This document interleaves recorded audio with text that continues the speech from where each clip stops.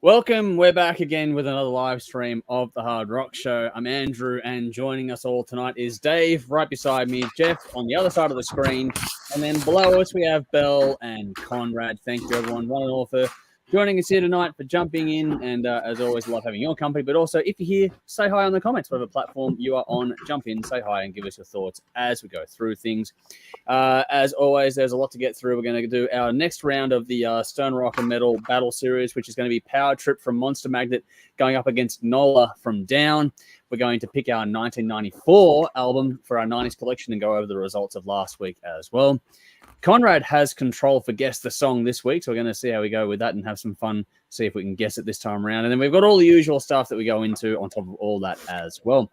There are reference tracks, as always, as we go through things in the comments as we go through. They'll be in the comments later on, but there's also going to be in the description box for this one now, so you can check out the stuff whether you're watching live now or you miss it or you're tuning in later on, whatever the case may be. And yeah, just follow us on your preferred social media platform to keep up to date with everything. And if you'd be so kind and want to help us out to get some more done, then check out our Patreon page for more information on how to do that as well, with some cool perks there, like getting to watch some extra stuff behind the scenes too. Yeah, we have a lot to get through as always, but we're going to say Andrew's here saying hello all once again. Good to see you, buddy. Hopefully you're having a nice week out there. We'll see how the night goes on. It's pretty quiet so far, but we'll see how we kick off. We're going to do highlights of the week as always before we get to our songs of the week. So let's start with Dave. What was your highlight of the week? Is there a funny story? Is there a funny story this time around? There is a funny story that only happened like 20 minutes before we went on, but I will start with my other highlight of the week.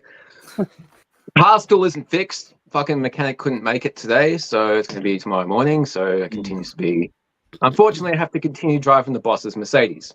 Now, my highlight is figuring out how to get the fucking top down Saturday morning. Oh, so as soon as I got that motherfucker down, I ran straight inside, grabbed my Nightwish 1 CD, and I hit the fucking freeway, man. I was fucking tearing down there. There's something awesome about listening to Nightwish, fucking Wish I Had an Angel or Romanticide or Ghost Love Score at 120 fucking kilometers down the freeway. Wow. It's so cool. So I took everyone for a drive. Poor Julia copped the murder dolls. I'm like sitting at the fucking traffic light, like murder, yes indeed, KILLING. I'm not fucking driving down the freeway with my horns in the fucking air. Gold. Julia's like, you're not 17 anymore. Like, I don't care. People like me don't get to drive cars like this, and I'm never going to get to do it again. I'm fucking taking full advantage of it. But all week, every night. Fucking, I wasn't going to on Monday night, so I was just like, I'll do the dishes, I'll get them done. I'm flicking through Spotify, I'll put on some Wasp, and Hellion, I gotta drive down the fucking freeway listening to Hellion. That's fucking cool. Oh, wow. That was so good, man. That is cool. This thing goes up to 330 fucking kilometers an hour. No, I didn't get it up there. All you're hearing is hell. Yeah. And that was just me singing badly. Speaking of which, Jade has video. I took her out. Obviously, we put her Monoskin CD on. And she's fucking loving it. We're at the traffic lights. Like, everyone's looking at us. And she's like, yeah, it's a fist pump. Just make a spectacle of yourself because people are going to look at it. So just enjoy it. So, yeah. Well, that's last night. I had to do it. Locomotive and Strange from Guns N' Roses, two of my favorite songs. I had to just, sun was going down. That was really nice. Nice. But, yeah, kind of heartbreaking. I have to give it back and just pretend that I'm normal. Okay, so that's the end of that. A little funny story I'm going to share because I like embarrassing myself. The 1994 thing's coming up later on. So this T-shirt is 30 years old. Wow. It was a fucking dress on me back in the day. Yeah. But who wants to see me at 15? Because I have a photo. Oh, shit. Yeah. Okay, hang on. I got to put you in solo mode now. You know that, right? Go on. Do it. All right. Here we go. Oh my God, it's Kurt Cobain. Now I know why you hate Kurt Cobain so much. Holy I was very fucking blonde. But yeah, same T-shirt. It was a dress on me. That's my room. Cool. That's my guitar. 15 years old. Pissed off teenager that hated every fucking thing. But, you know what, Dave? I used to have that T-shirt. I don't anymore, sadly. So I'm jealous that you do. And I can't believe I found it. I think I have a photo of me as a teenager wearing that. So wow, I'll see if I can dig it out too. It's an all over one. The same thing on the back. That. As we well. should have, Yeah, embarrass yourself. That's so cool. I've still got that guitar too. I've still got those posters on the wall. Wow. But, fuck. I thought this t-shirt was lost, but cleaning out some old boxes in the bungalow here ages ago, I was like, holy shit, it still fits. Well, it fits properly now. It didn't back then. I've got a little picture of me like when I was young. Oh, there's like next to no photos of me kicking around, unfortunately. So I got too many. It's scary. Yeah, no, not many. Go on, share, Jeff. Oh, hang on, Jeff. Let me put you in solo now. Don't go. Oh wow! Oh, my that's God. That's adorable. Yeah, That's adorable. I've reverted back to my youth because in that photo I had no teeth because they got knocked out in a car thing, and then later on, yeah, I didn't have my seatbelt on. Dad was driving, and I was sitting on his lap, and I hit the fucking dash, and it knocked my teeth out. They were baby teeth, and then later on in life, playing hockey, and it happened again. Only this time they were adult teeth. Yeah. Oh no! Ouch. I still wear that. Damn, maybe it's a good thing he didn't come for a drive with me, man. History might have. No, you wouldn't be sitting on my lap. Fuck. Yeah, that's something that. Yeah, you said that. Look, hey, I in a Mercedes. Yeah, come around anytime. Yeah, I was leaving work yesterday, and the guy I work with, I'm like, oh, I got to give the car back to the boss soon. Do you want to come for a drive? He just looks at me and says, I value my life. He knows you. Yeah. I didn't even tell him about driving down the fucking freeway one-handed with the horns out. He still knows you, Dave. Obviously, you say enough during the day that he's obviously going, "Nah, fuck that shit for a joke. I'm gonna stay." Look, anywhere fucking near you, mate. Okay, Jeff, how are you doing, man? Yeah, Jeff, your highlight of the week.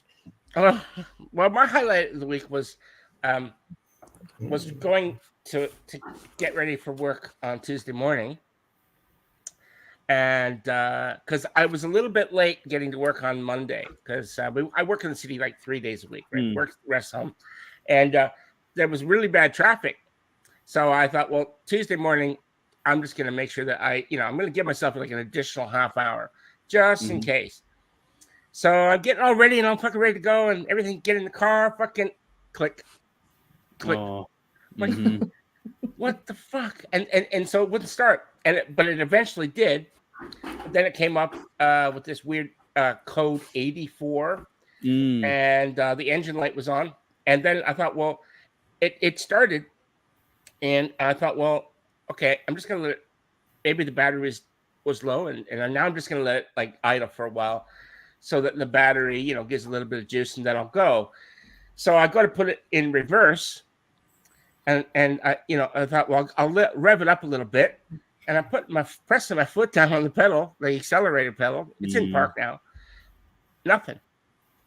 I mean, I put my foot right to the floor and nothing. So, fucked if I know.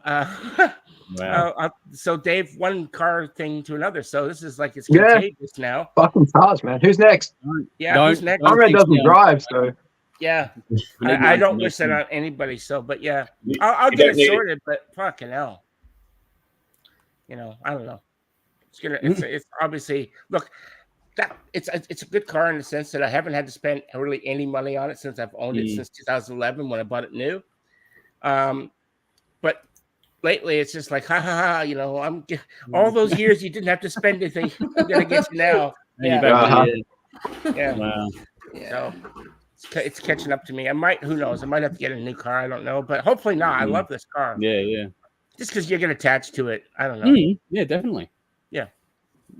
My car's over a decade old, and I don't want to fucking lose that anytime soon if I can love it. Yeah. So you do get attached to them. Like I think about like I try not to say anything bad because it was in the garage. It's just it could hear me talking, so I don't. I got attached to the Mercedes. I've only had it 2 weeks. So I don't want to give it back. Yeah. Mine. I'll fuck off to Queensland for a couple of weeks. Hey, you can come and see me. That's all right. Will you go for a drive with me, Andrew? Of course I will. Fuck yeah. You got a Queensland, we David. both have our fucking hands out like that. You can have both. Oh, here we go. I'll have both. We'll do a road trip. You need your feet to press the accelerator. You There are some roads out here you'd fucking love, mate. Once you get the hang of the roads out here, it's a fucking blast to drive it. There are no fucking cops anywhere, so it works out all right. Oh, nice. It's cool. It comes with this comes with a police scanner. I didn't say that. Radio. Yeah. Well, was there anything else there, Jeff? No, that was it. That was my big fucking highlight. All right. Anyway, Conrad, I think is down. Yeah, Conrad next. Yeah, I can't think what I did Friday night. I'm trying to think what I did on Friday night. You were drunk. You were very drunk. Must have been off your face. Possibly, yeah. I don't think I was that shit faced, but maybe I was. Because I can't remember. I'm trying to think what I did Friday night, and I'm like, I can't remember what I did. I went out. Man, I have that problem every Friday night. Yeah, I went out, but I can't think what happened. Anyway, highlight of the week, ACDC. I got ACDC tickets. Nice. Wow. Nice. ACDC tickets, Heart tickets, Oh, and Oh, Hailstorm tickets. Oh, nice. dude. So it's costing me a fair bit. I've got to get Priest and Blind Guardian as well. So I've got to get a job or rob a bank. Rob a bank, man. Rob a bank. I'll be your getaway car. Just don't, okay, that'd be a good trick. Just don't stream the robbery, okay? I'll give you that tip now. So So yeah, that's what I'm gonna have to do, I think, soon. Running out of cash. So, so Patriots, send money to give me concert tickets. wow. Wow. Send money to You give me wouldn't be the first person, I'm sure. That, hey. Oh, wow. So yes, that's my week. Just trying to get tickets for everything, basically. But I got some. I was lucky to get ACDC. That was tough to get. Those were really hard to get. They went on sale and just go on. 2 nights at Wembley. But really hard to get tickets, especially down the front, right in the front section. I was trying to get tickets for that, but couldn't. It was just impossible. So I'm in the next section back in the front, but still, still on the floor, and still should be good. I don't doubt it'll be brilliant. So looking forward to it very much. Cool. Nice. Anyway, Bell. Well, hang on. Before we go to Bell, because Bell's got something special a bit planned on this one. So I'm going to quickly jump in. I hope so, because we're going to do something a bit different anyway. Quickly here, comments just before we jump into things. Guy says, "G'day, individual hanging rockers. Greetings from across the plane, as always, from over in Europe. So good to see you again." David's here. G'day, y'all. Love your work. Rock on. Love you back. Thank you for joining us, as always. Same with Sally. Hey, guys. Good to see you again. Hey, Sally. Michael's here. Same with Rowan and Man Family and Chris Dyer. Hi, all. Good to see all of you. Dan Carr is here saying how good to have Slayer back. A lot of people are very excited about that today, so we'll see what happens in that regard. Shaking his head, but there are lots. The majority are very much in favor. Very much in favor. So that's the feedback we got today so far. I'm kind of happy about that too, I guess.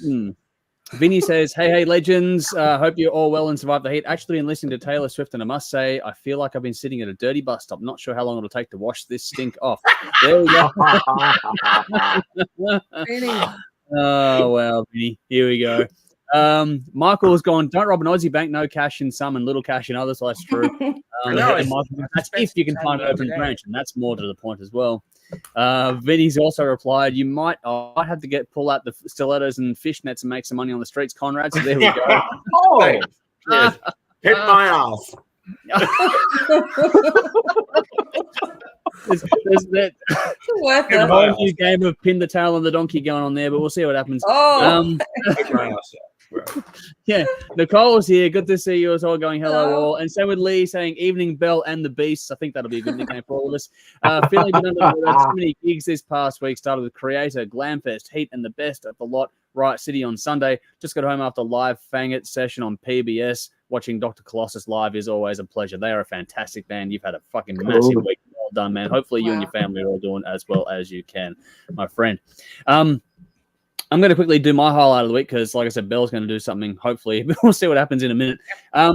Not heaps from me. It's just the usual. But getting our actual that I mentioned before in the past, the ride-on mower that we got for ourselves, which is virtually a freebie.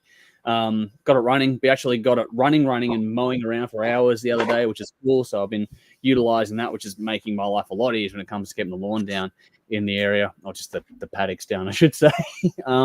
So it's working a treat. It's got a bit of an issue with a belt, but that's okay. We'll get that fixed up later on. So in terms, just generally speaking, I had a really nice productive week and been good to get some sort of mojo, not back, so to speak, but just sort of, when you have those weeks where you're sort of feeling it more, you're vibing more, and it's a bit easier, everything sort of clicks a bit smoother overall. This week was one of those weeks, which is cool. That said, this might have something to do with it. This is like a few liters of moonshine that needs to be flavored and put away. So that's my project for the weekend is, flavoring all that up for. Okay, I'll drive up really quickly. Drinking it. Your project for the weekend. I'm going to drive straight up and I'll join you. And this could very well be the last Hard Rock show ever. You drink that. Yeah. I'm drinking that now. Right, that's all sitting between 40 and 50% of alcohol in that. So that's spirit level. Just cut with, it's been filtered and cut with water to get it down to about 40 to 50%, and then we'll sort of mix the flavoring in as we go. So that's my weekend sorted out and beyond. I'll have to get another brew on shortly. But that's the fun part for me. So yeah, moonshine is always good. We've got another batch, and so we'll start another one over the weekend to sort of keep rolling on as we do. Alrighty, that's enough of that. Belle, the floor is yours. Your highlight of the week. My highlight of the week. My highlight of the week was going to see In Flames in Sydney on Saturday night. Yeah. Cool. And You went in Sydney? Did you go? in Sydney, at the Enmore. The Enmore. Yeah. I've been there Yeah. plenty of times. Yeah, Plenty it's a good one. good venue, yeah. It's been a while, but yeah, it hasn't changed at all. No. Which is great. It's what you want for those old venues. Yeah. I reckon. So yeah, look. So I got pretty drunk, and what I decided to do was write down some of my highlights, write some notes down before it kind of faded into oblivion. Smarter than all of us, as right? things do that for me. So I ended up like writing out a couple of pages. So what was going to be just like a quick highlight of my week has turned into a somewhat, not so much a gig review, but like my account of the night. So nice, but you know, it's music related, so it works, right? It's definitely working. And besides, this is in lieu of the fact that Belle's song of the week has been postponed until next week, so this is also a bit of a trade off. So instead of doing a song of the week, Belle's going to take us through her recap. I can just talk for ages. No, I won't. All right. So look, that it was In Flames and Creator. Let's not forget Creator were also on the bill. But I'll talk about them in a minute. So I was wondering if there was going to be a support band, but there wasn't. Yeah. Which I thought was a little disappointing because imagine the exposure. That happens a lot recently, though. Yeah. Well, I'm going to be doing some digging on that. We'll put a pin in it. I'm going to do some digging on that because there's a bit of that going around. But yeah. I know it's been kind of a topic that has been discussed and we've been disappointed by in the past, but yeah, so I thought that was worth mentioning.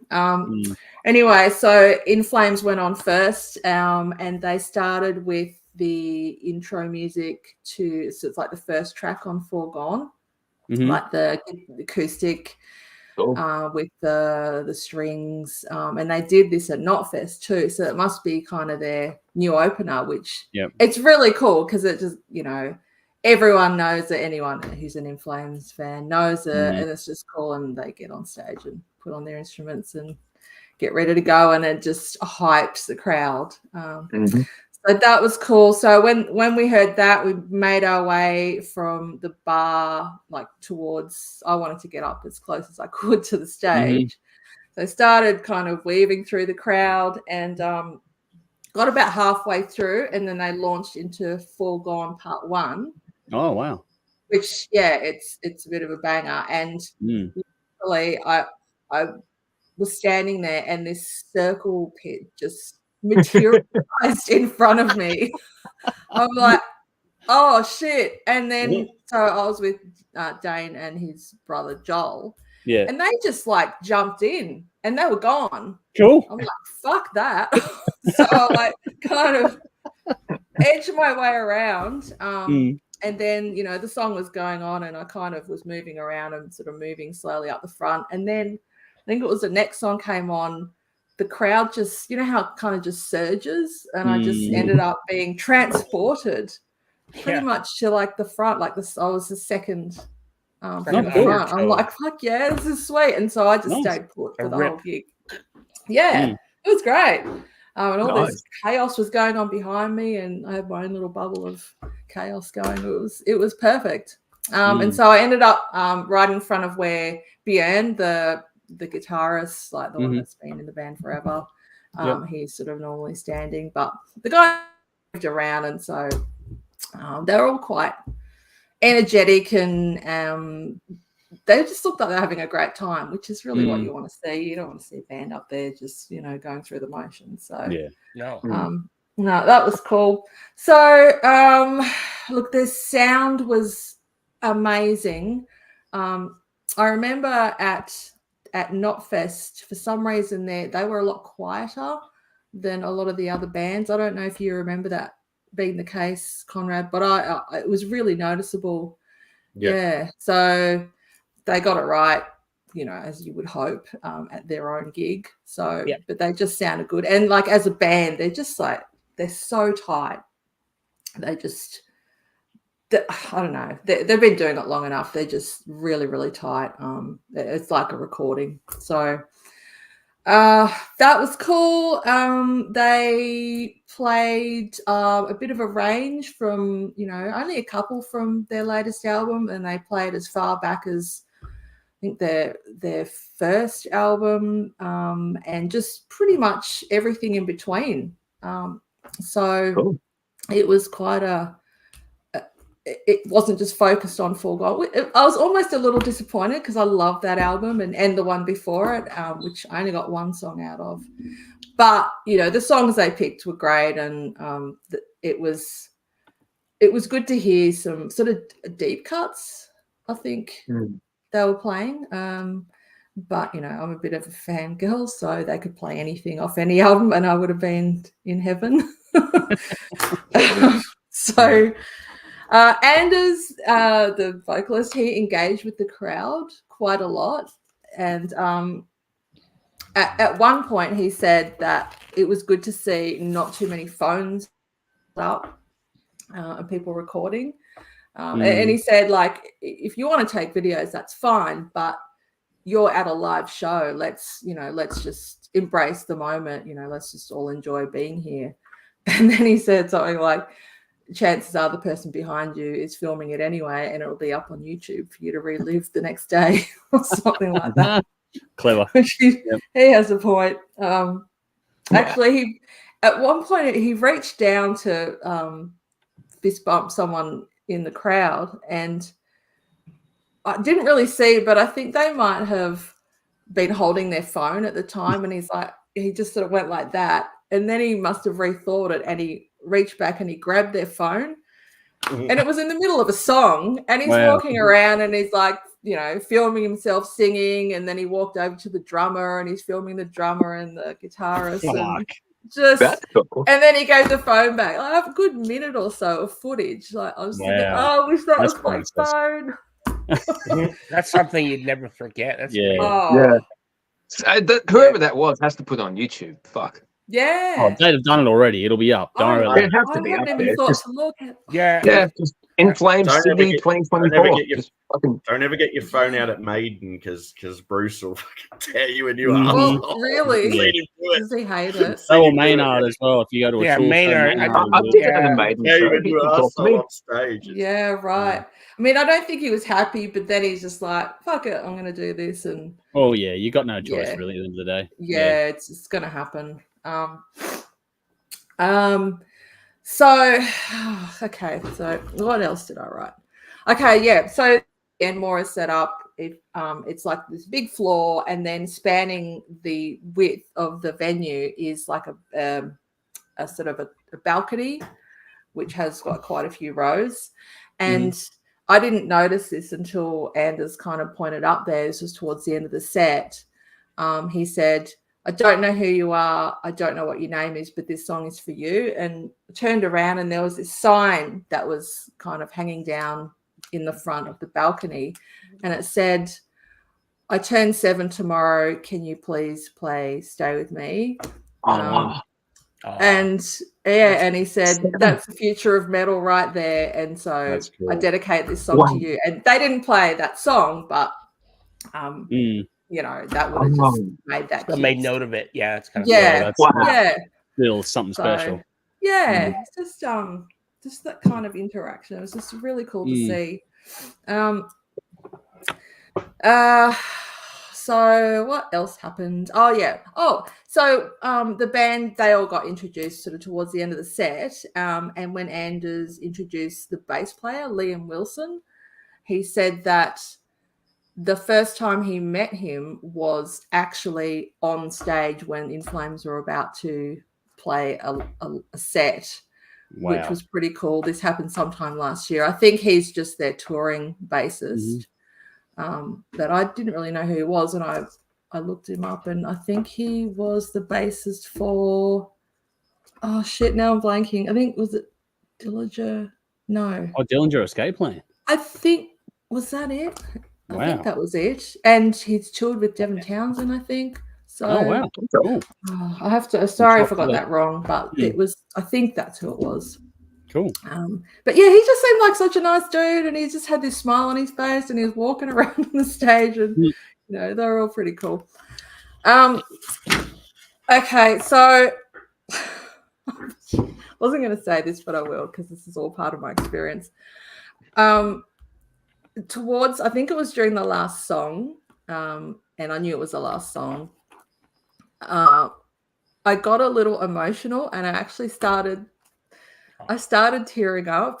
Okay. Because I just had this thought in my head, like, I love these guys so much. I don't know when I'm going to see them again. They probably will come out, but maybe not. And then, yeah, I literally started feeling tears. And I'm like, Belle, what the fuck? There's no crying at metal. Emotion at its finest. Yeah. Yeah.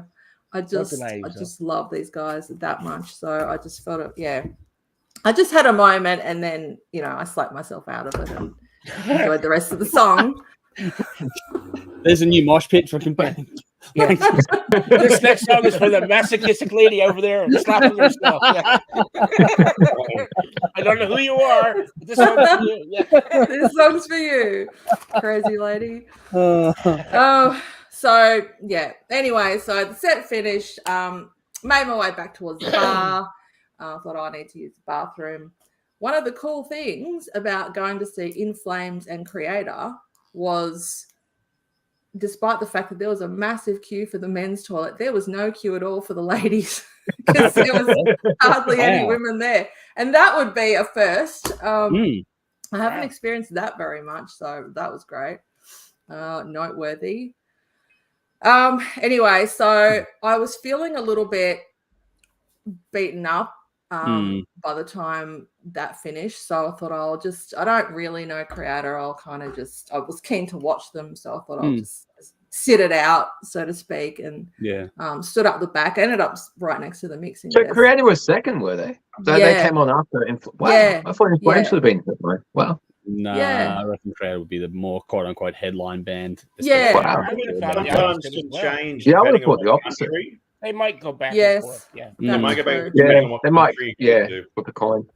Yeah, I think in this country, like in their maybe 4 gigs they played here, I think that was the order for each. They played a pub down the road. When they first Did Creator have a longer set than In Flames, or was it equal? I don't think it was long. It didn't seem longer. I didn't time it. Did anybody leave? Did it get the crowd thin out? No. Okay. No, I think not noticeably. It was packed for In Flames, and it was still packed for Creator. So, what were you going to say, Conrad? Before, sorry, you were saying something about Creator first played a pub down the road from there, just down the road, the Lansdowne on the corner there, Broadway, and I think it's Newtown Road. The Lansdowne. That's where Creator first played when they came to Australia. When was that? Coma the 80s? Souls tour. Wow. It would have been early 90s. Coma Souls tour, it was. That's the first time they came. It was. They played at a pub. Wow. Okay. Were you there? Yeah. Of course he was there. He's at every fucking thing. Were you there? There's like multiple cloned Conrads at every gig ever played around the world. Yeah. There's even photo evidence. Yeah, that Sabbath picture, everybody was Conrad. The whole crowd was Conrad, yeah. Like what you said in the chat, Jeff, there's a new book coming out. Where's Conrad? It's every gig ever played. Where's Wally? Where's Conrad? That's right. Anyway, I'd buy that book. I first went to that venue that you were at, Belle, in 91. That was Megadeth's Rust in Peace tour. They played at the Enmore. I would have thought they'd feel something bigger than 2 nights. They did 2 nights there. That would have been cool. That would have been cool. Shit. Yeah. That was like peak Megadeth then too. Yeah, that'd have been special. I was too little. I wasn't too young, but that would have been awesome. I love that album. Okay. So anyway, keen to check them out. They started with, and I don't really know a lot of their stuff, but they did start with Hey Uber Allies, which I do know because that came out recently, and I remember playing that a few times, and so that was fun. And my fucking God, these guys sound amazing. Like they just good band. They sound really, really. They just had this clear, crisp.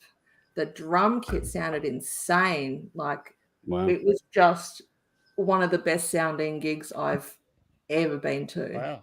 It was really, really cool. So I was just sort of standing back and just going, fuck, this is awesome. And just thoroughly enjoyed the whole set. Even though I didn't really know any of the songs. It was just a sight, and their set, like their their stage set was really cool too. They had the guy on, I think it's the guy on that album, Hater, like this big statue thing, and he was sort of looking down, and then they had these like wraith things in red robes like hanging just across the stage. Lighting was great. It was an awesome looking set. Very, very cool. So, and the singer, he was just such a pro, and he was quite, I don't think he was meaning to be entertaining in a, I'm a metal friggin' legend kind of way, but I just found it really endearing. He just kind of gave it his all, and like he was awesome. But the way he would introduce each song, like, was just, it's really, I don't know, like, this song is for you old school metalheads, and then he's like, this is Flag of Hate, and he just like every song just had this massive intro. I was just loving it. Like, this dude's cool. So yeah, and they just played so hard and so fast the whole set. And these guys have been around forever. Like they're not not spring chickens. I don't think they've had that many replacement kind of members. Like so yeah, the energy, it was awesome. They were playing like a bunch of 19-year-olds. So really, really impressive. Really impressive. Anyway, so yeah, that was my highlight of the week. Sounds absolutely awesome. That's cool. As far as highlights go, that's up there. So nicely done. Very good. Thanks, guys. That's awesome. No, well done. Really did enjoy that one quite a bit. So there we go. I'll get some comments here quickly before we move on. So Chris is here saying, Chris Aiken saying, hey, Legend been aged. Night off. Good to see you again, buddy. Hopefully you've been well. Hey. Everyone's busy. Yeah. Hopefully you're well. Thanks for watching. Yeah, Sally says, "Lol, that's what he was doing on Friday night, keeping on the down low." I'm not sure, we've lost track now. Chris said, "Gig highlights since I've been last year. The Darkness at Canberra a few weeks ago, amazing. Oh man, good things about that band on tour. That would have been cool. Yeah. Where in Canberra did they play, Chris? Okay, yeah, let us know, Chris. What venue? The uni? I don't know, but he's followed up with circle pits are a great way to get closer to the front without being that dick who pushes through past people that have been there since doors open. So there you go. Circle pits are always good for you. Actually, the trick is to find that dick if he's twice the size of you and follow him. Get behind a big motherfucker and get to the front that way. Yeah. I've done that. Hang on to the back of his shirt. Pretty much. Yeah. Hey, Conrad, whenever we go to a gig, guess what? You're the big guy at the front. Hang on to you. Conrad, I have except at Glam Fest, you disappeared, man. When I got to the front, I was going to fucking hide behind you, but no. I had to throw it in there, man. I was scared when I met Conrad. I'm like, holy fuck. Hey, dude, how you going? He's a big boy. Guy says, down, like Nola and Selmo's band. Totally got my vote. I love the Nola album. Rehab, what intro riff in your face. Well, we are doing Nola later on, so we'll get to that in a bit. Lee says, creative stage setting was awesome at the Forum. Much more my cup of tea. In Flames, bit hit or miss for me. Okay, there we go. So there's a counter for that one. Okay. That's okay. But Chris says here about what Belle said before. Isn't it amazing how music can bring on these emotions? I literally teared up seeing Nuna Betancourt grab the acoustic and start to play Midnight Express. Absolutely choked up. So there you go. There are certain moments. We've had them before. It's a small thing, but Jody and I got to see Rodriguez a while back on his last tour dude, in Australia. Fuck, I hate this story. I've never seen him. Yeah, but Awesome. Jody and I seeing him, and when things like Sugar Man, other songs from Yeah. Fact in particular come out, like you do get those emotions especially because you can tell he was a bit frailer as well. So you're sitting there watching, going, you don't know how many times he's going to do it anymore after this, and he was still nailing it. Like it was. That was such a great story with that guy, man. It's fucking amazing. That was documentary is holy shit great. Yeah, no, it's good, but. Everyone's got those moments, I reckon, so don't ever feel ashamed about, making music is feelings in tangible form, as far as I'm concerned. So don't ever, that's what it's meant to do. It's meant to make you feel things. So feel it and take it all in, I reckon, just for Absolutely. me. Lee says, create a headline in Melbourne. I think they did the whole tour here. Andrew says, the set list from Sydney's concert for In Flames was similar to the concert here in Melbourne. And yes, Creator was on second, being the headline band with more of a stage show. So there we are. Vinny says Conrad's been in the sperm bank, as I mentioned last week. His loins are everywhere now. Just he's populating Europe 1 gig at a time. What have we got here? Cole says, I love Creator. It comes with a note. Watch the Hard Rock Show while you insert. Just not for inspiration, because that ain't going to work. What do we got here? Chris says UC Refectory in Canberra. Okay, that's the venue. Yeah. Refectory. Okay. Cool. And Chris says, I am that big motherfucker at that gig. I wonder why Dave keeps following me. So there we go. Dude, turn around and say hi, man. I've never met you. And Vinny says, I'm the short one at the gigs. I need a high chair or I'm attacking people's ankles to see the stage. I'll get you to the front, man. Hang out with me. Man, you're going to get drunk one day, dude. This is fun as. All right, cool. Vinny. Sorry. Vinny, how was Glamfest? I'm fucking spewing I couldn't be there, but I know you went. How was it, dude? Cool. All right. Happened. Let us know. Vinny says, instead of Miss Universe, Miss Conrad pageant. Here we go. Even Conrad's like, hang on. Let's anyway. All right. That's wrong. Well, speaking of, this is actually a nice segue because while Vinny gets that answer for you, Dave, we're going to move on to. We're going to move. Yeah, it is, because get ready for this. The segue here is songs of the week. And Conrad is up first with Ministry's Big Dick Energy. That's the segue. Man, that song sucks. Is that what it stands for? Big Dick Energy? I didn't know what it stood for. Yeah, it's Big Dick Energy. It's the latest single from the upcoming album, Hopium for the Masses, which could be the band's second last album as things stand out. It's due March 1st, 2024. US second last. Oh, okay, Dave. Album? Anyway, Conrad, we gave this one to you by random allocation this week. So how did you go with this one from Ministry? Did this come from the audience? Or it just came It from... was a combination of Patreon and stuff, and then I randomly assigned things this week. Yeah. This is it's a bit unimaginative. It's not anything you haven't heard before. There's a lot of samples going on. There's an awful lot of samples in it. Yeah. Samples of maybe this spoken word stuff in it. There's a lot of that going on in it, and there's an effect on the vocal that distracts you. I think it distracts away from the song. Look, it's certainly nothing you haven't heard before 100 times before, and better from them. I've heard better from them do it too. Mm-hmm. As much as I'm not a fan of the whole ding ding ding dang a lang along ling long thing, but this is I never got that song. Oh man! All I can think of is $1 Palm now. Yeah. Apparently that was cruel. It was creative. Creative. Well, this isn't going to win any awards for being inspiringly modern and creative. And no, it's a bit dull, to be honest. It's shit. A bit unimaginative. I'm not a fan of it. It does speed up in the third act. It gets about 2/3 of the way through. It kicks in and starts speeding up a bit and getting a bit of a riff going. That's kind of where I was like, okay, this has gotten better, but it's still nothing groundbreaking. Yeah. I mean, I'm not, it's tough because I guess I was expecting more from them. Yeah. And I think I heard the next song after it, and I was like, "This is a better song. Why didn't they release that as a single?"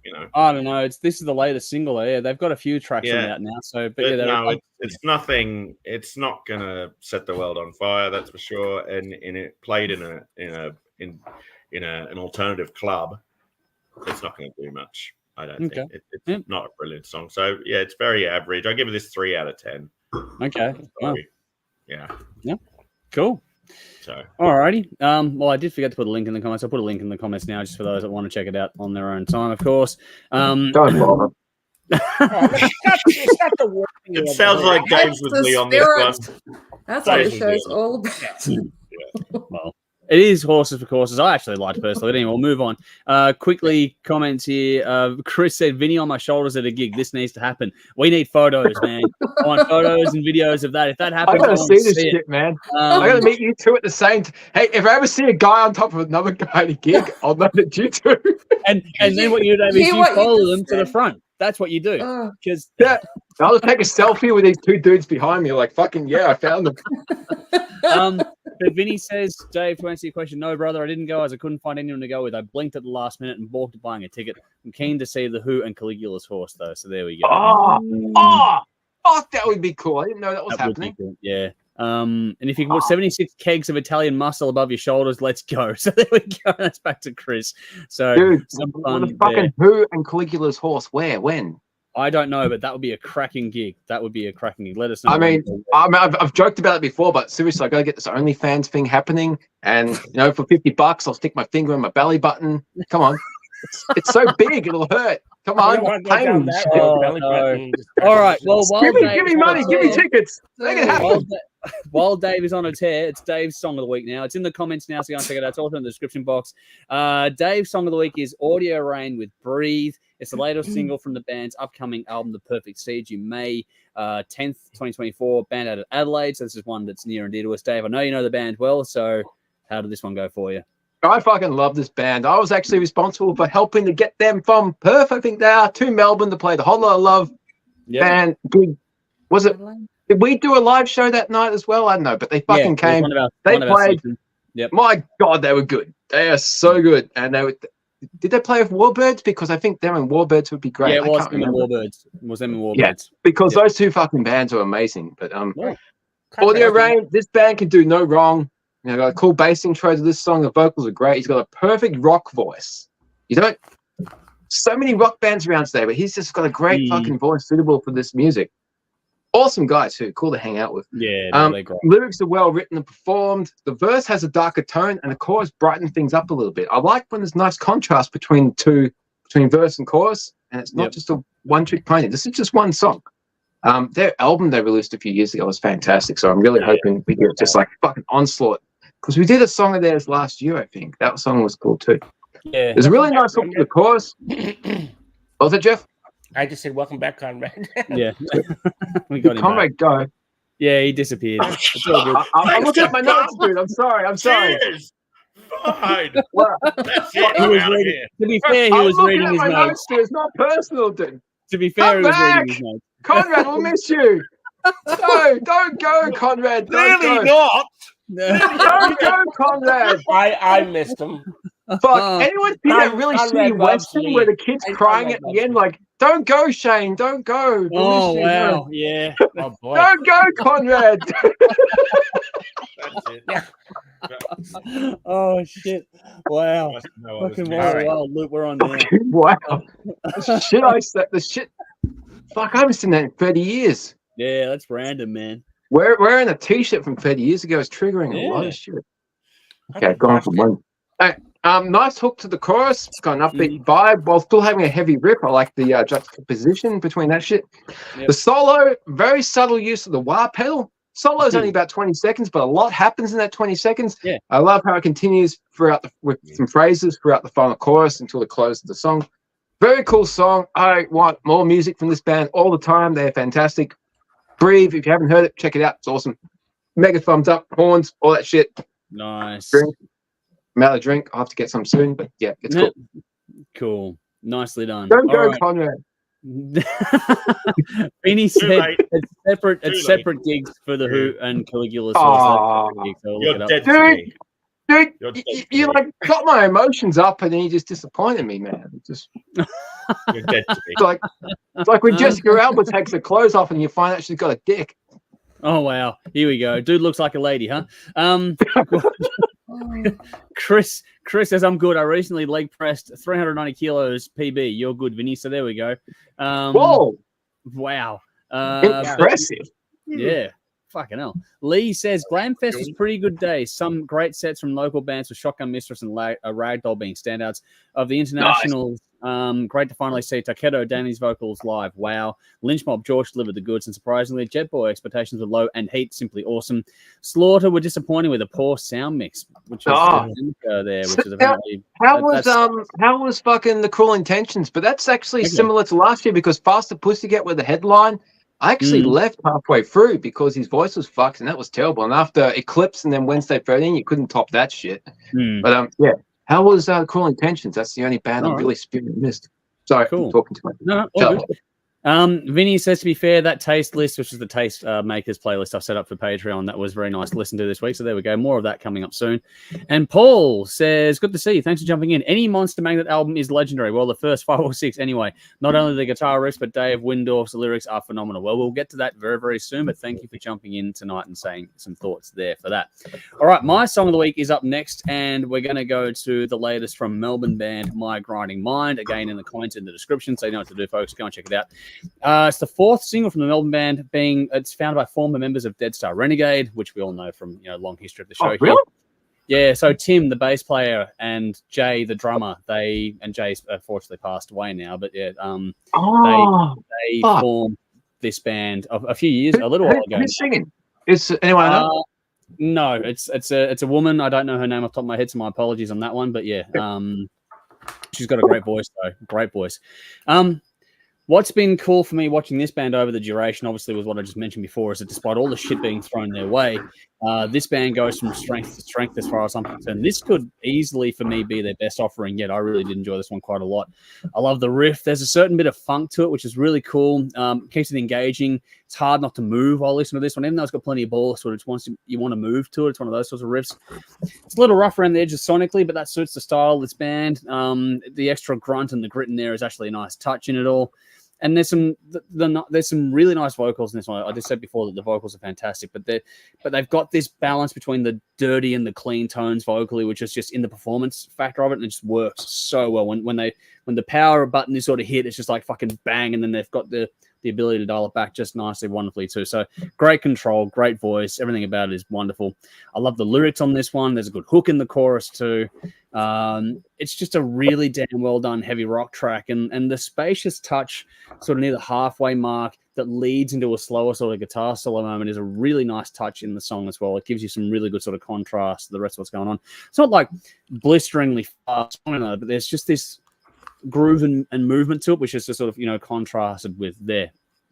It's got great writing, great performances, nothing here not to like at all. The funny thing is that when the riff really sort of gets going, to me it kind of puts me in mind I might be the only one getting this. I might be the only one, but for me there's this little bit of it just in my head. It's like there's a bit of a Living Colour sort of influence on that riff. I don't know, I could be way off base, but I like Living Colour, and so there's a certain that funkiness to it, I guess, is what I sort of link back to it. But yeah, there's something about it just puts that in mind for me. I like I said, I might be the only one that feels that, but that's just where it got me. I enjoyed that. That riff is just fucking killer. But if you like your rock, generally speaking, a bit heavier with a bit more meat on the bone, but with some loaded lyrics, give this one a go for sure. I'm looking forward to much more from this band in the near future, hopefully. But this one's got a quirky little video for it as well, which is basically it's like a person in a suit with the face of the singer on an iPad on a screen, like in front of the face kind of thing. So you can't see the actual face, see like a representation of the face, and it sort of sings and moves around. It's a really quirky kind of clip. I haven't seen anything quite like it before. So points for originality on doing that video clip as well. But I like the song. I like the band. So well done to Tim and the rest of the crew there. So hopefully you're all keeping well. Keep sending us your stuff, and we'll get to more of them as soon as it comes through. Back quickly, Lee said, Cruel Intentions were on par with Heat. Scandinavians rarely disappoint. My mate who went with me compliment. The Cruel Intentions as his highlight of the day, Lizzie was a cool dude. Got to see supporting Heat on Saturday in Footscray. Again, both bands were great. So there we go. So there's some. I did an interview with Lizzie. He's a fucking cool. Yeah. But that band, I was so fucking spewing I couldn't make it simply for that band. Yeah. Well, hopefully next time around, Dave, we'll see what we can do.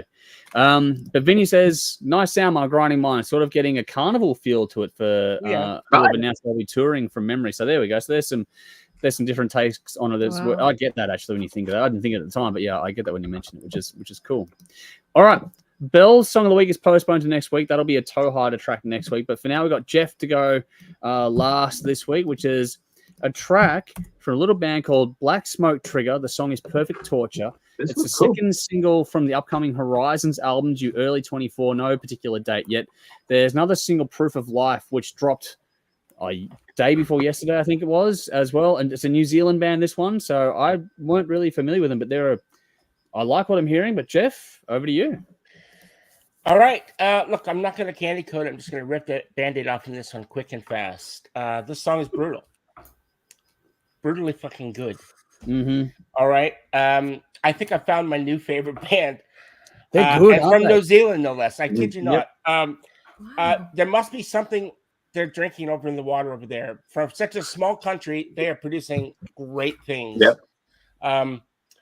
Right from the start, these guys just go for the juggler. First of all, the musicianship heard here is next level. There's a lot of talent to be heard here. The power drumming that doesn't miss a beat, guitar, acoustic and electric, and a bass that should leave no doubt about the talent of the players behind these instruments. And then we have the vocalist. Now, he goes by the strange moniker of Baldrick. Yeah. I don't get that. That's a bit strange. If you see the video, he's got a massive beard on him, so it's like... Yeah, he does. There's 2 videos, actually. Yeah. And for the same songs, 2 videos. Now, look, it's a long time since I heard a singer who has the fortitude, the rawness, the power, and a tender sensibility to sing this well. And so, holy fuck is all I have to say. Wow. So let me say that again. Holy fuck. Mm-hmm.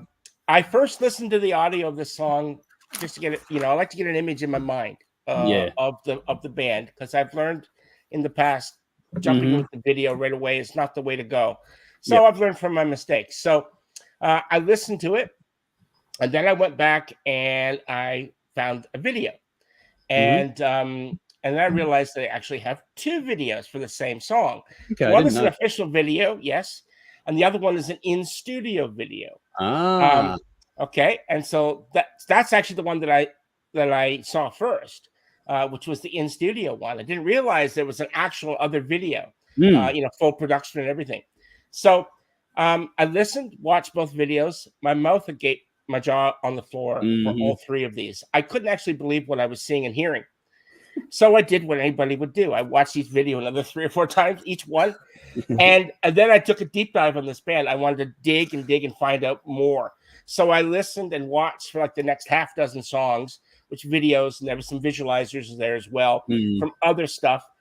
And each time I kept thinking to myself the same thing over and over again. How in the fuck are these guys not bigger than what they are? And I think that given the right chance and the opportunity, I can see these guys being...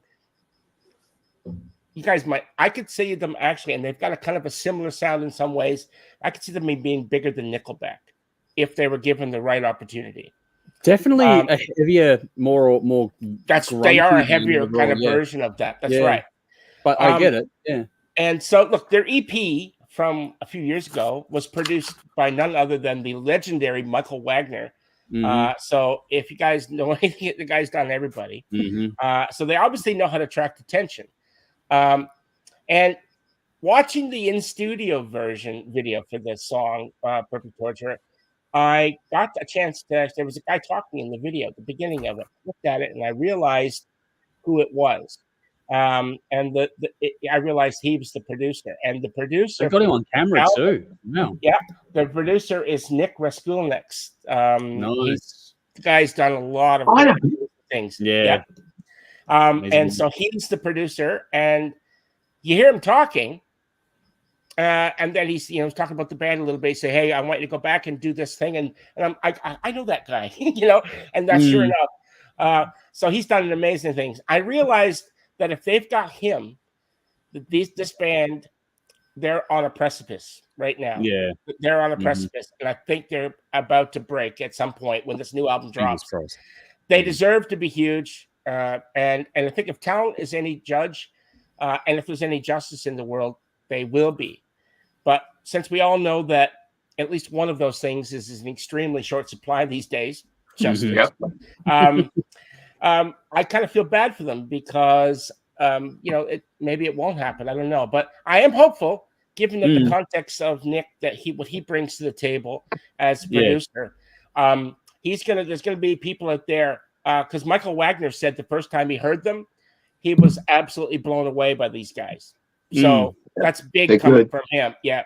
So if they've got Nick Raskulnik producing, it's gonna get other people are gonna be, he's got a lot of contacts. People are gonna be like, holy shit.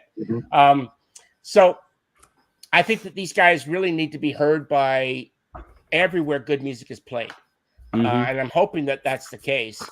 Honestly, I don't know which one of our viewers or the I forget who put this one forward in the list, to be honest. At this point whoever that was, let me just personally thank you, because this song is now on my short list for the song of the year for me. Wow, early gun. Wow, cool. So absolutely amazing, and so if you guys, with that link in the description, you guys fucking listen to this song. I don't know which version we'll be giving them, but look, I gave the official video. Yeah, there's two versions. So look for the in studio version as well, because if you like it gives you get to see another side of the band. I really, really, really fucking love these guys. So thank you. Cool. There we go. Sean's here from WA. Damn late again. It's bloody time difference. Hey, it's always catch up later on when you get a chance. Hopefully you keep them well over there, man. Good to see you. Thanks for jumping in. Vinny says, great pick. Really enjoyed this track. So there we go. What do we got? So Sparksy has gone, you have to check out Muzzle. My mate's young bloke is the drummer and Kid on a Leash. Okay. Have to send some links through to us at some point there. I know Sparksy. Hi, Sparksy.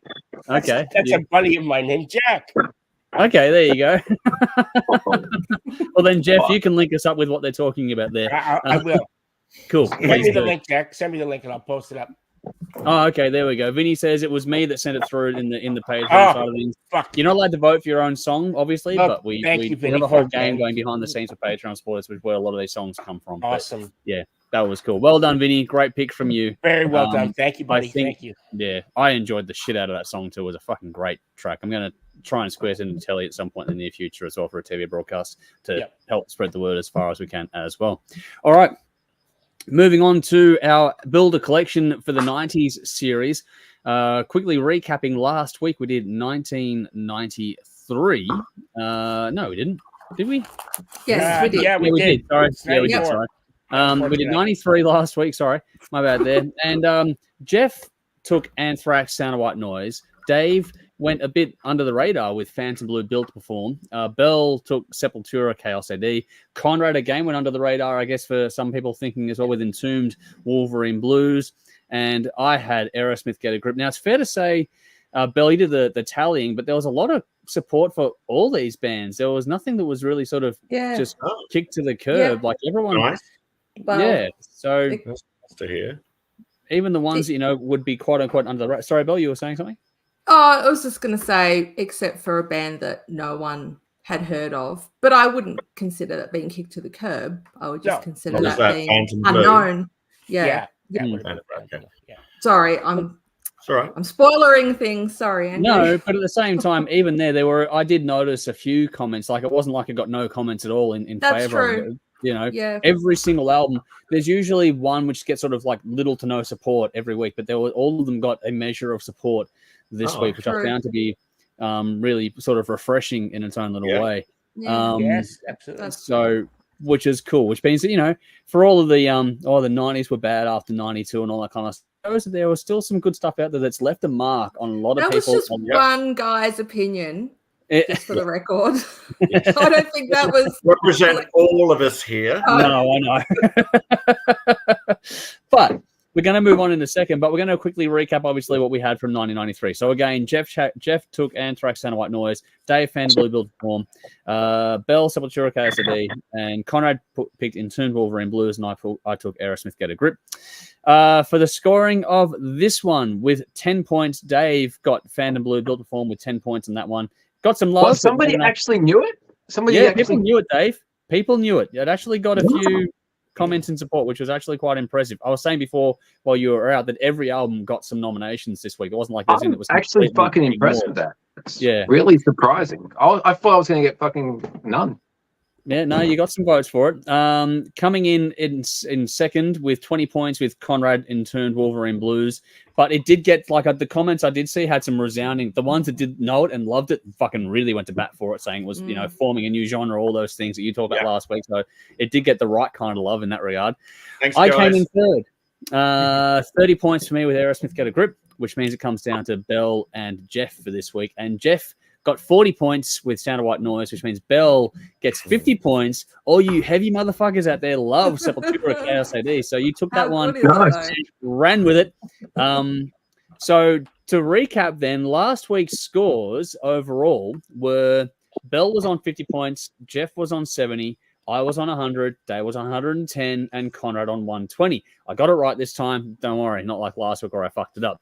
I'm this listening. week, I know, Bell. That's good. I'm glad I've got you even back up to keep me on point. This week sees a bit of a shift in a few things here and there. So Bell is still at the bottom, but now on 100 points. So it's this whole week has really tightened things up. Bell's on 100 points. Jeff's on 110. Dave is on 120. I'm on 130, and Conrad on 140. That's where we're at now. So every shift is going to matter going forward. We're about to. Yeah. Well, today's the halfway mark. Today's the halfway mark, and it's anything goes. Like we haven't got anyone like last time around. We had a pretty clear winner, like leader all the way through. This time around, it's everyone's in reach, so there's no one getting off to a flyaway start.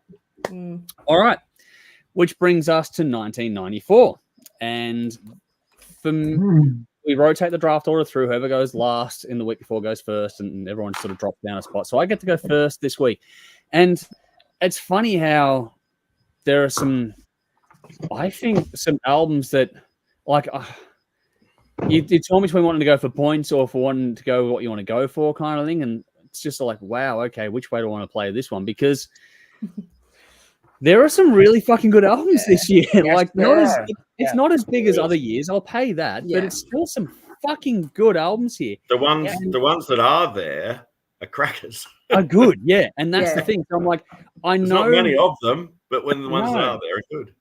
And this is the thing where it depends on your tastes. There's quite a few. There's a lot of black metal. But there's a lot of other stuff too. Like, for example, Jeff, you'll know this one. Our Lady Peace released Naveed this year, which is a great album. What an album! What a band! Yes, they're a great band too. A bit under the radar there. But other bands like, Bruce Dickinson released Boris Picasso. The Offspring released Smashed. I talk about do things there. Caius, Welcome to Sky Valley. What, this album? There's there's a few there. What am I doing with that?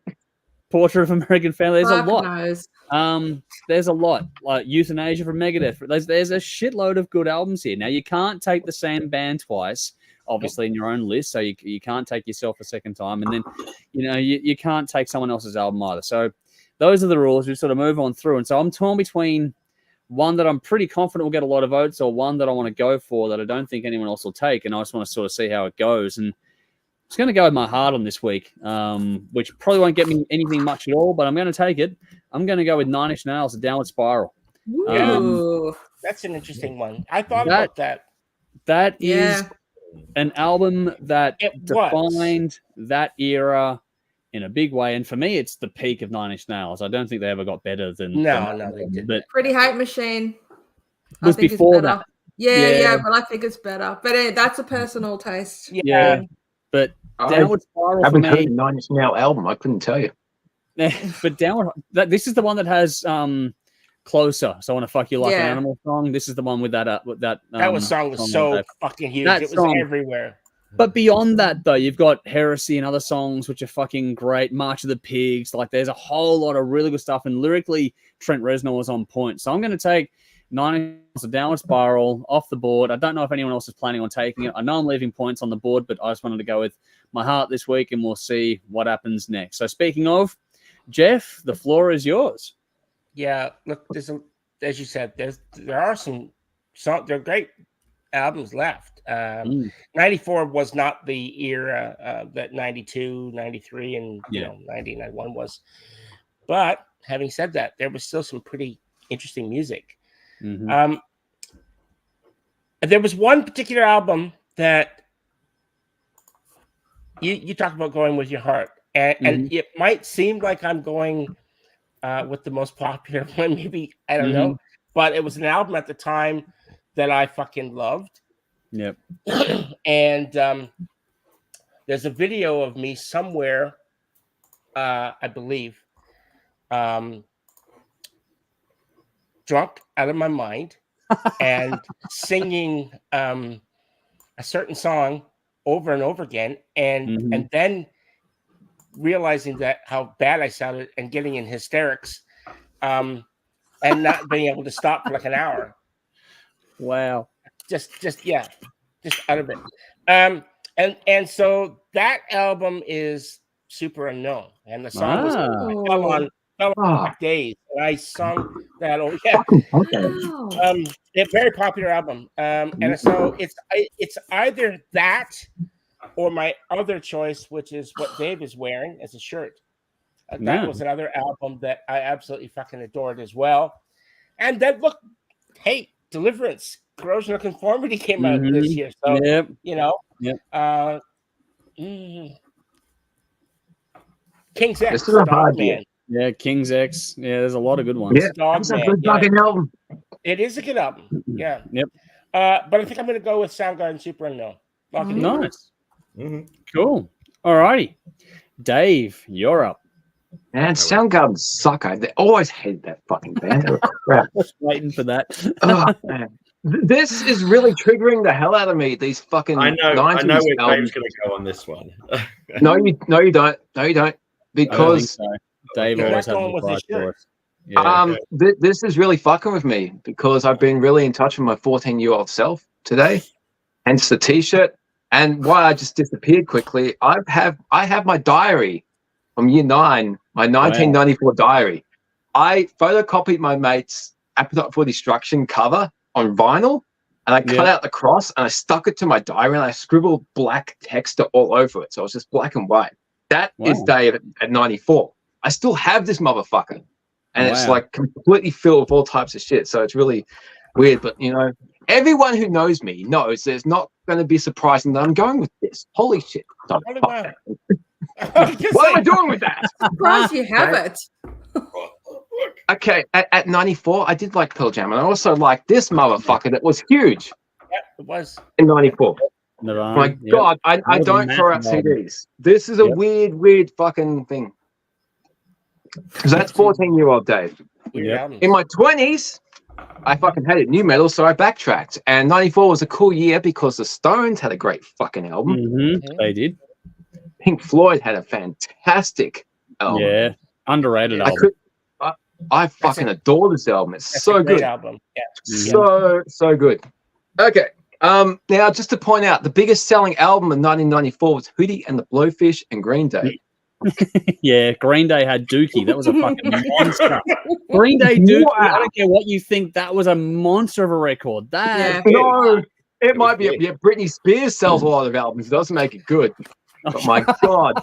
Okay, 94 was a better year than 93. I'm not going to have a massive rant, but firstly, I will point out disbandments. Metal Church sadly called it a day until the turn of the millennium. They came back in 2000 and everything.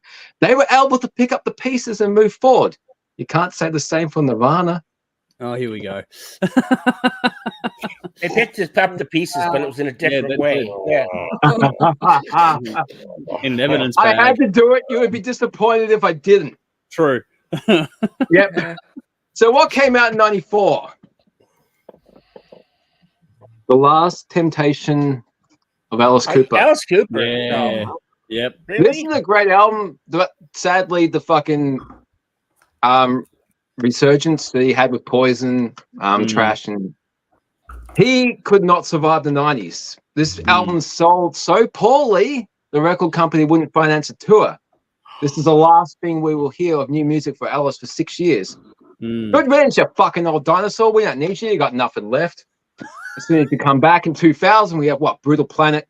Yeah. Dragon Town, The Eyes of Alice Cooper, Dirty Diamonds, Long Came a Spider, Welcome to My Nightmare, Detroit Story, Paranormal, Road, and the album he did with the Hollywood Vampires Rise. So yeah, he just couldn't live through the fucking 90s. Could you imagine Alice going grunge? He's better than that shit. So like a lot of people who didn't change their sound, he just disappeared until the turn of the millennium when things got better. Speaking of bands who did change their sound, you got this fucking horrible album from Motley Crue, self-titled, that everybody loves, but I can't fucking stand. I hate it. Yeah. So much so, I actually listened to it this morning at work. I got 8 songs through, and I could not do it again. I could not get further. There's 15 songs. It goes for 75 minutes, and I want to slit my fucking wrist every time I hear this album. Everybody loves it. It is fucking horrible. I don't want Motley Crue being serious. They are a party band. Fuck. Okay. Now, this was cool. This is really fucking cool. Alice in Chains were good. Yep. This was fucking fantastic. Suicidal Tendencies. Suicidal for Life. They purposely made an album that would piss people off because they didn't like their success. Who does that? That's fucking weird. I so want to pick this, but I can't because of other albums I like more. Now, Mustaine was fucking fascinating throughout the 90s because he was the only person who had the balls to keep bitching about how fucked up things were. If you went to a concert, because I spent as much time in newsagents reading magazines as I did in music stores going through CDs. But reading interviews and articles and finding out all these bands who tour overseas, but I can't get their fucking music. And cunts like this who wouldn't shut up about this, how fucked up things were. Fucking love Mustaine in this era. He was so entertaining. But an album I didn't get to hear for a very long time that I really want to pick, but I can't because there's better. But Halloween, Master of Rings. You know, people dismiss Halloween at this era because Kiski left. I was like, no, he's good. He's fucking great. This album is an absolute joy to listen to. I would pick this if there weren't things I would have to pick in front of it. Now, there's also, as Jeff mentioned, Dogma came out. Bell might mention that Lunar Strain, first In Flames album. Andrew mentioned that fucking Balls to Picasso from Dickinson. Machine Head had an album out. Yeah. Testament had their first album without Alex Skolnick. Yep. But these next 2 albums, I could pick either one. And it's really a fucking question of, am I going to go with 14-year-old Dave or am I going to go with 24-year-old Dave? Because 24-year-old Dave was on a massive fucking 5-year, because I discovered this band when I was 19. In 1999. Now, in 1995, and a couple of months after this album came out, I did my first work experience, and I worked at Australia Post Mail Distribution Centre. I got $10 a day, as opposed to the other cunts who only got 5. So fuck you, I did better. So after 12 days, I had $120. I bought this T-shirt, and I bought this. Most people don't know this cover. This is the band cover. This came in a box set with 2 other EPs. One was a live EP. One was another EP with a bunch of gay fucking remixes, which I fucking hate remixes because they're shit. But I fucking adore this album. This was pissed off 15-year-old Dave's fucking gateway to Pantera. This was so fucking cool. But do I go with 24-year-old Dave, who loves this fucking band? Now, they had a lot of success with the Pull Me Under single from the album 2 years previous when things were cool. This is 2 years later when things are fucked. This album is fantastic. It failed miserably, even though it did do best in the Swedish, Japanese, Swiss, and German album charts. Did fuck all in America. Like I said last week, they'll fuck off to Japan and Europe and build a career throughout the 90s. But as far as the record company was concerned, this album was a failure, sadly, because it's fantastic. James never sounded so good. James, he ripped his voice out after throwing up from food poisoning after this. But, you know, it was destroyed critically by any press that wasn't a guitar magazine. So this is the beginning of the divide between you can actually play or what is cool and what will surface on the fucking charts. Yeah, it's fantastic. But from this album, it failed. To the next album, they have to work right with Desmond Child with Dream Theater, for God's sake. And Mike Portnoy almost quit the band, which made him put his foot down, and we had Dream Theater with Scenes from Memory, which is God, and I won't crap on. But who am I going to pick? It's really fucking hard. But I'm a grown up. Dream Theater. Okay. Yep. I saw them on that tour. Nice. Of course. Fuck you. Fuck you. And I met Portnoy after the show. I met Wow. Portnoy. Wow. Fuck you. You're a cunt. Fuck you. God. Oh. Oh, wow. All right. Well, Holy shit, Dave. That was a one. yeah. I'm sorry. Over to you. I'll shut up next week. No. I'll talk less, I promise. What's the album called, Dave? I didn't quite Awake. Awake. Bill's making it. Excellent. Okay. Excellent fucking album. All right. So good. All right. So am I next or is it? Yeah, you are next. Yeah. Me? Yeah. Okay. I can't believe this is still sitting here. Fucking hell. You're going to take it, aren't you? I'm going to take it, but yes, I was going to mention In Flames, Lunar Strain, but I wouldn't pick that because, you know, there's better albums to come in the 90s even. Pearl Jam Vitalogy was on my list. Machine Head was on my list. Nail Bomb Point Blank, which no one has mentioned, which is a fucking awesome album. Absolutely love that. Nail Bomb, Max Cavalera's side project. Saw them on that. Oh, okay. Oh, you are a cunt. Thanks, fucking everyone. I did 2 shows. I ever did 2 shows. I saw it. Dynamo. Wow. Oh, Man. Dynamo 94. Wow. I only ever did 2 Fuck you, shows. Conrad. Yeah. Crazy. Hey. Yeah. Sorry So- to interrupt. Well, when we finish this 90s, can we do like 2000 to 2009? Yeah. Sweet. You can do that. All right. It gets Anyway, better. Bill. Makes sense. Let's get better. Yeah. Well, okay. I'll just say it out loud. I'll take Megadeth Euthanasia Good point. Good pick. because Nice. it is fucking awesome, and it is my second favorite Megadeth. Yeah, album. that's a good album. Only 2 plus That one. is a fucking great album. It's Yep. I love it. His songwriting was just beautiful. Yeah. On Production was right. great. I will Production take a was good on photo that album, of the yeah. fucking rant that he has in the remastered issue because it's really fascinating to hear his thoughts looking back when they reissued that album. It was a really difficult time for the band. All They these did make a albums great are fucking 30 album. years old. Crazy. Well, difficult time for a lot of bands this era, but we'll see what happens. Conrad, last call belongs to you, and you go first next week. Okay. There are 3 albums that are equally as brilliant as each other, and it's very hard to pick between the 3, but I'm going to take the underdog out of the 3. But before I mention that one, I'm going to go to Promised Land by Queensryche. Promised Land, very underrated record. Yep. This was their dark sort of Pink Floyd era. Yes. Very dark. Yeah. People didn't get Look it. at the People time it didn't was get it. released, man. People Of course didn't they get got it. it dark. Everyone Yeah. else is fucking dark this year. I got This it, is but dark. people didn't get it. This is They wanted to dark, go and far it's away like from this Empire dark Pink Response. Floyd vibe. I Yeah. loved it. It was really good. Yeah. Thankfully, I saw them at the Albert Hall on this tour. That was Of course you did, motherfucker. Yeah, I was thinking of crossing it. that was brilliant. But it was one of them. That was wow. an amazing gig. And but then Hey, we But, get sorry, Kai. I have to interrupt. Conrad, is there a band you haven't seen that you want to? Queen with Yeah, Queen with okay. Freddie. Queen with No. Freddie. Oh, That's fuck, never gonna that's a happen. given. Realistic. Everybody I wants never to got see to see Queen with Freddie.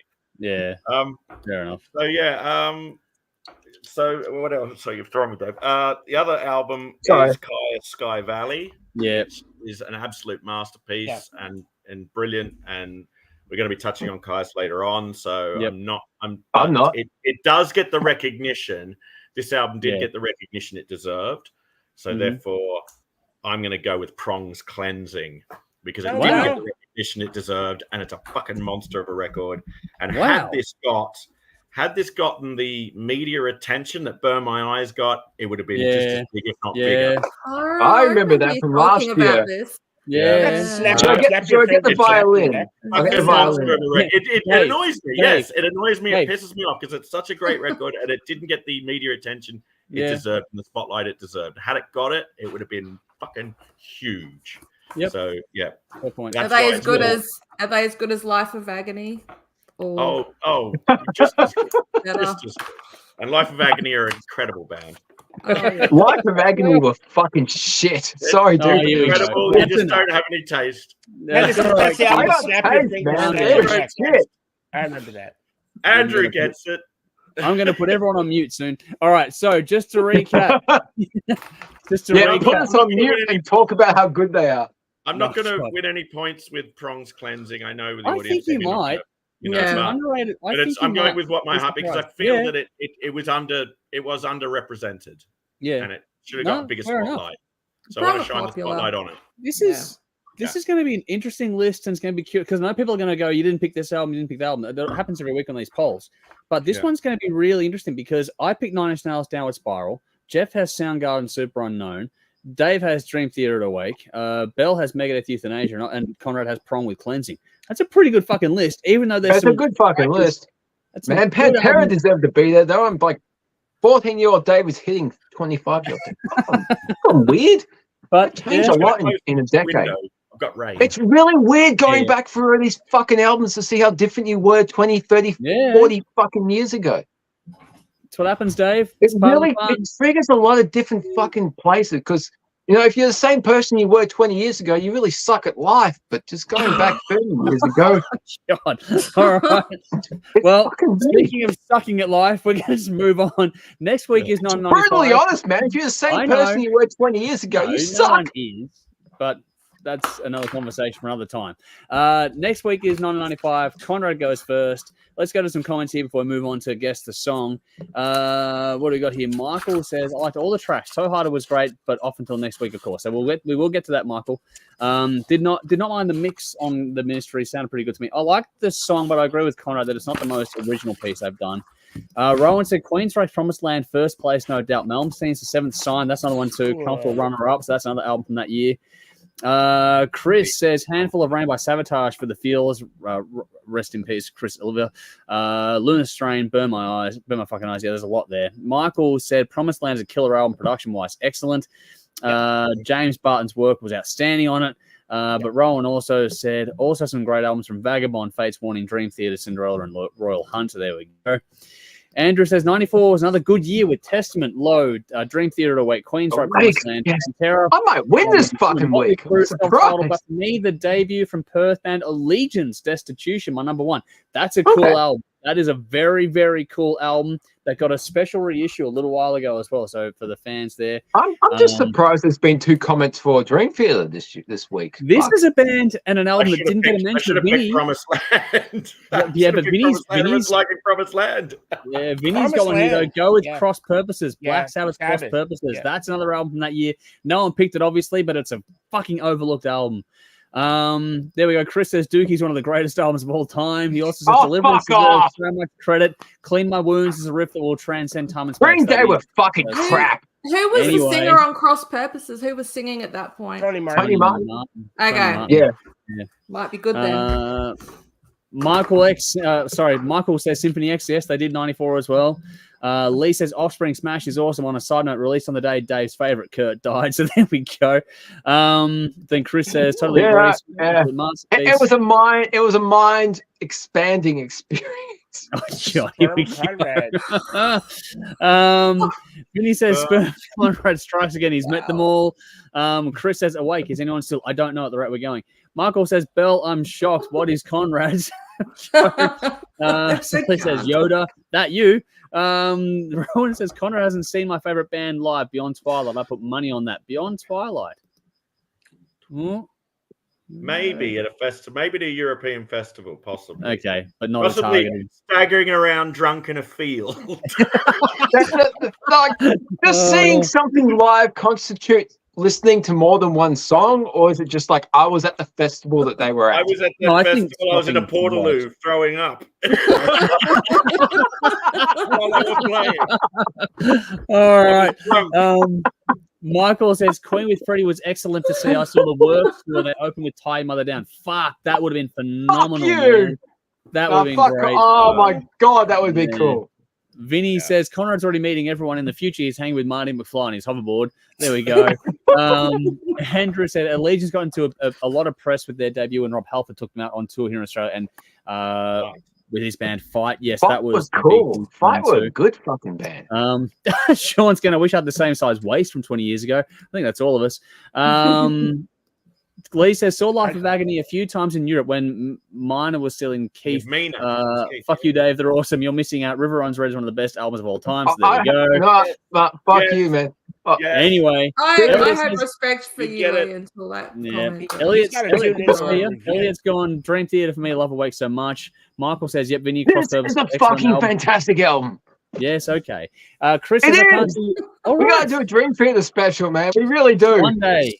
Chris says, you can't do Euthanasia. Cryptic Writings 3 years later was a much better album, so there we go. You know what? Cryptic Writings is underrated. It is. Cryptic Writings is seriously underrated. That album was fucking fantastic, especially in 97 when everything was fucking horrible. It's good, but nothing on Euthanasia. Oh, come on. Here we go. It's a trick question. Wow. Rowan says Beyond Twilight has never performed live, hence the joke there. So that's where, there we go. So Rowan had you there. Go watch that guy. Rowan's playing games, everyone there saying no one. Maybe I was stumbling around. I said you never saw him, guaranteed. Yeah. You weren't drunk, you were tripping. So there we go. Imagine. All right. Yeah. Time to hand the floor over. Conrad. Song of the, I guess the song. It's the last one we've done. We've done a few, but now it's the last one of this particular series. So Conrad, it's over to you. Guess the song. Okay. It will be interesting to see who gets this. Yes. All right. This might be too obvious for some. It might not be for others. Anyway. Could be like me last week. Someone get it in 3 seconds. Down from the glen came the marching men with their shields and their swords to fight the fight they believed to be right, overthrow the overlords. To the towns where there was plenty, they brought plunder, swords, and flame. When they left, the town was empty, and the children would never play again. From their graves, I heard the fallen, above the battle cry. By that bridge near the border, there were many more to die. Then onward over the mountain and outward towards the sea, they had come to claim the emerald. Without it, they could not leave. Oh! Thin Lizzy, Emerald. Yes, I said it in the title. You got it. Yes. Motherfucker. I should have gotten that so much earlier. We got it with Emerald. Oh, man, I should have gotten that earlier. The Emerald. I thought you'd get it. But as soon as like the first lyric, I knew it was the first lyric. When I hit Emerald, I thought they've got to get it now. I've hit the I just had a Saxon thing in my head. I don't know why. No, it was fucking Thin Lizzy. Straight from the start. I should have known it. But as soon as you said Emerald, it was the giveaway. Funny. One of my favorite Thin Lizzy songs. It has everything in one song. It's got everything all in one. How good was Phil, man? He was the best lyric writer. Like there's Phil and there's James Hetfield and everybody else comes second. But fuck. I mean, people talk about Sabbath and they talk about Priest and Maiden, but I think fucking Phil Lynott was so criminally underrated. Just as relevant to those bands as well. You know, the galloping twin lead thing. That's Thin Lizzy. Yeah, you wouldn't have Maiden and Priest if you didn't have fucking Thin Lizzy or Wishbone Ash. Yeah. But Phil is criminally underrated because he was so good. Mm-hmm. Anyway, well, Dave got it. And there we go. Let's see. Did the public get it beforehand? No, but Nicole had the same vote. I was thinking Gary Moore, so was Nicole. So Nicole, That's on the same wavelength. Yeah, I was thinking Gary Moore. I wasn't connection. thinking Lizzie, but I was thinking Gary Moore. I was glad I wasn't the only one, Nicole. So that was me as well. Vinny says I have Manowar in my heart. So there we go. Yeah. Rowan says didn't know it, and so no one in the audience got it. So Dave takes the points this week for that one. All right. But Michael said, going back to things quickly, Euthanasia and Cryptic Writings, both good albums. Don't be a bunch of bitches. So there we go. Yeah. Fucking Cryptic Writings was good, man. All right, I need more drink. We'll be quick. Keep going. No, you I don't think you do. No. Anyway, next week, we're gonna bring back Who Am I? All right. So we're gonna we did a run of Guess the Songs, and now we're gonna do a run of Who Am I? And Belle, you get to go first next week. Right. So Okay. I'll do the Who Am I. Cool. So right. Belle is doing Who Am I next week. All right. So to kick things on now, we have King of the Riff, which is the stoner rock and metal edition. And today's battle is between you are Andrew from Rowan there. Nicely done. Clever, Rowan. All right, in the comments in the description box are reference tracks. But down with Stone the Crow and Monster Magnet with Space Lord. Those are your reference tracks for this little battle here. So go and check those out. But yeah, like I was saying, this week it is Monster Magnet Powertrip, which is the second seed from 1998, going up against Down from NOLA 1995 release, the seventh seed in this one. Down we did a few weeks back, going back to the start of this thing, and they won over the Sword to get through to this point in time. And it's their first appearance for Monster Magnet because number 1 and number 2 get a bye basically in the first week and they move on to the next one. The funny thing here is that Dave was supposed to go first on the random order of this one. I do have the audience score, and it was I'm not going to go into it now. I'll get to that one. But the audience score matches my insight that I think this will be a closer battle than maybe some people expect. But let's change the order a bit and go to Belle first on this one. How do you land here? How do I land? Well, I will start by talking about Powertrip by Monster Magnet. Yep. This album wasn't bad. So, okay, just for context, hadn't heard it before. Actually hadn't even heard of the band. So this was new to me. Yep. So it wasn't bad. It didn't rub me the wrong way. It didn't offend me, and nothing about it was jarring or stood out in an annoying way. But in the same way, it didn't make me sit up and think, wow, this is really cool. Nothing sprang out at me in a good way either. I just didn't really care about what I was hearing. So by the second song, I was already fairly bored. Okay. That's just me, and I won't say that. All right. So even when they were trying to be extra bluesy and groovy, like in Space Lord, it was just, in my opinion, a mediocre imitation of 100 bands that came before them.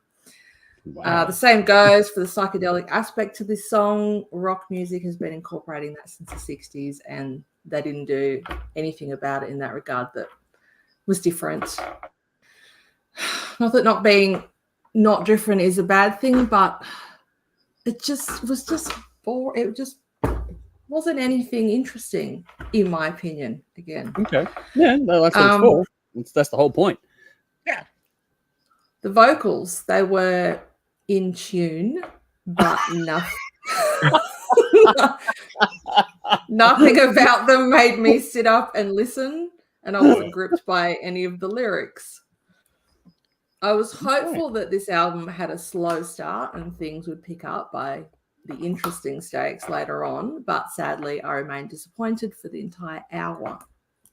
And it wasn't even that this album wasn't diverse. It actually was fairly diverse. But in the case of this album, diversity did not equate to interesting. I will give a couple of points for the guitar solos, which were pretty good. Cool. NOLA. Let's see how show this going. Yeah. So I've already reviewed this album. Yeah. So I'll just say why I prefer this album to Powertrip. Yep. It rocks harder. It grooves more groovily. The songs are way more Groovily. I like that Groovily. word. Love that. Groovily. That's groovy. Here we go. That's groovy. Oh, I gotta write that shit down. Yeah, I'm fucking groovily. writing I that think you just invented a word. Right? Yeah. New Groove. word. Groovily. Is that I-L-Y? No, groovily. Yeah, Groover groovily. Riley. Groover Liley. Dave, I'm going to I'll put you do on this mute. tomorrow. Hey. When I'm... Groover Liley. It just Anyway, Belle. made sense in my head. Yeah. The songs Love were it, way more love it. interesting. It had riffs, and I could mosh to it while baking banana bread. And Monster Magnet's album gave me no such pleasure. Wow. So Wow. Oh, fuck. And banana this bread's is one of my just a favorites, damn- pal. sorry. I said you had me at banana. Banana bread. Love it. Oh, hang on. Where are we going with this? Like, I just love banana bread. Okay, that's I'll all. bake. That's I'll it. bake. It's pretty hearty stuff. I'll bake it and send it down in the post. That's for you. cool. But Yeah. it is gluten free, so it's kind of shitty. Anyway, but it lasts a Belle, lot longer. You're selling it. You know, you got to do what you got to do. Yeah. Wow. All right, look, this is just a damn good album. I enjoyed it even more this time around, and cool. it's just an album that's just full of life, which is not something I've come to expect much from this battle. Yeah.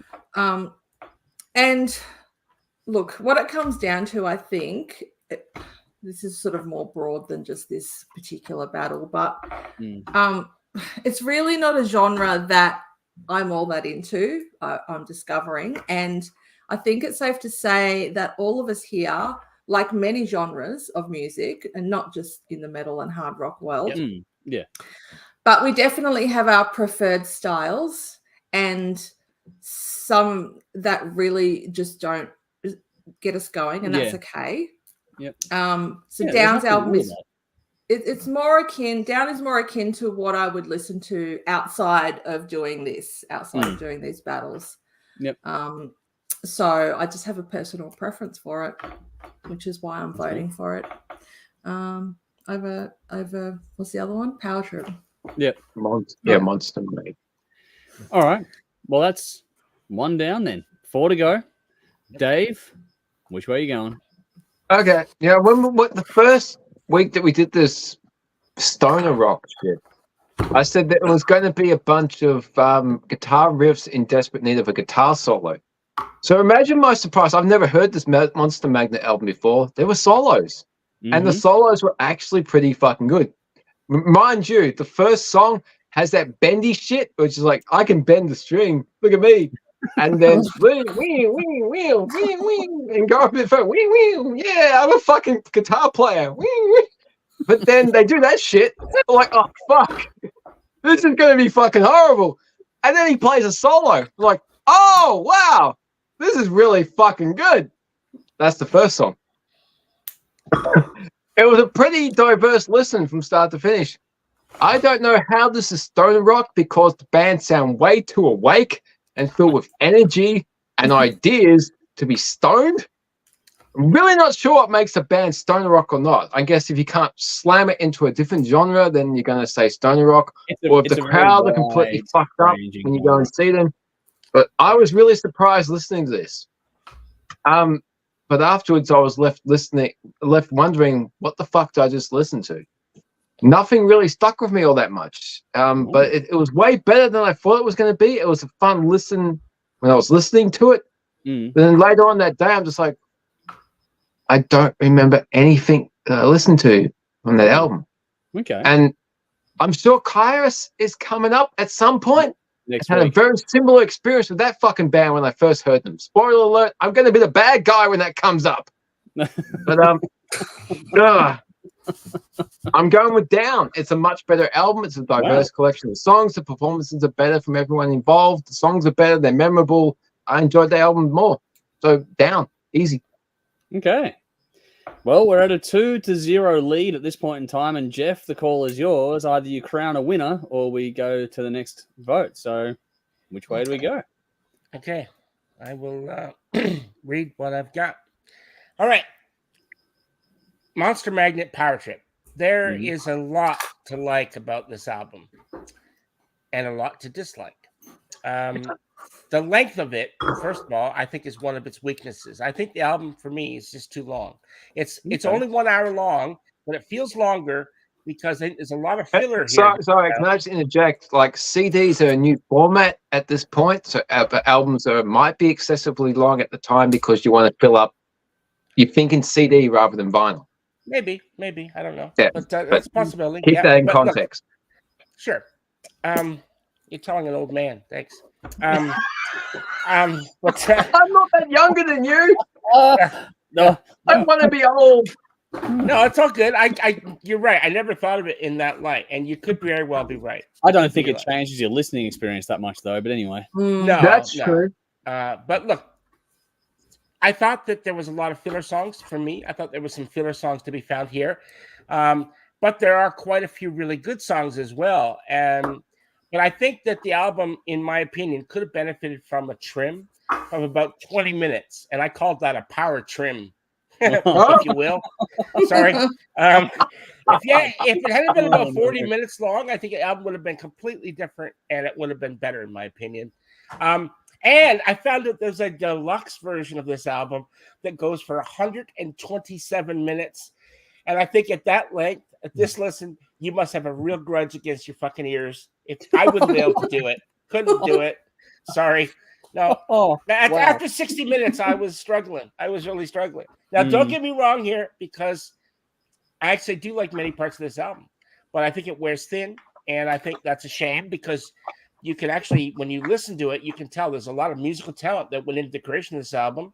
But sadly for me, once again, it comes back to that 60 minutes. I think at 60 minutes, much of the album is an overlong, trippy mess. Okay? And I think, but credit where credit is due. I think the album tries to take you on a power trip, and in many ways, I suppose it actually succeeds at that. The problem is that this power trip is a place that most people probably don't want to go to. They don't want to go there. And so, I think at least for that length of time, anyway. As always, I've said it many times. Everything in moderation. Now. Years ago, I'll give you a little history here about this. Years ago, I remember reading a review about this album, and I've known this album. It's came out in '98, and I've known about it since '98. So I'm not a stranger with this band. Yeah. I read a review in one of the magazines where the main songwriter and singer, Dave Windorf, he actually tried to get the record company at the time to agree to release the album with baked-in psychedelics into the album artwork so that you could listen and click on a power trip. Acid in the artwork. Oh, wow. That's the golden horns at the bottom of the For artwork. the life of me, I cannot imagine why they said no to that. Can you just imagine the boardroom? And they're all looking at him like, what? Like, Yeah. Now, I will give him props for thinking outside the box because that's a pretty original thing.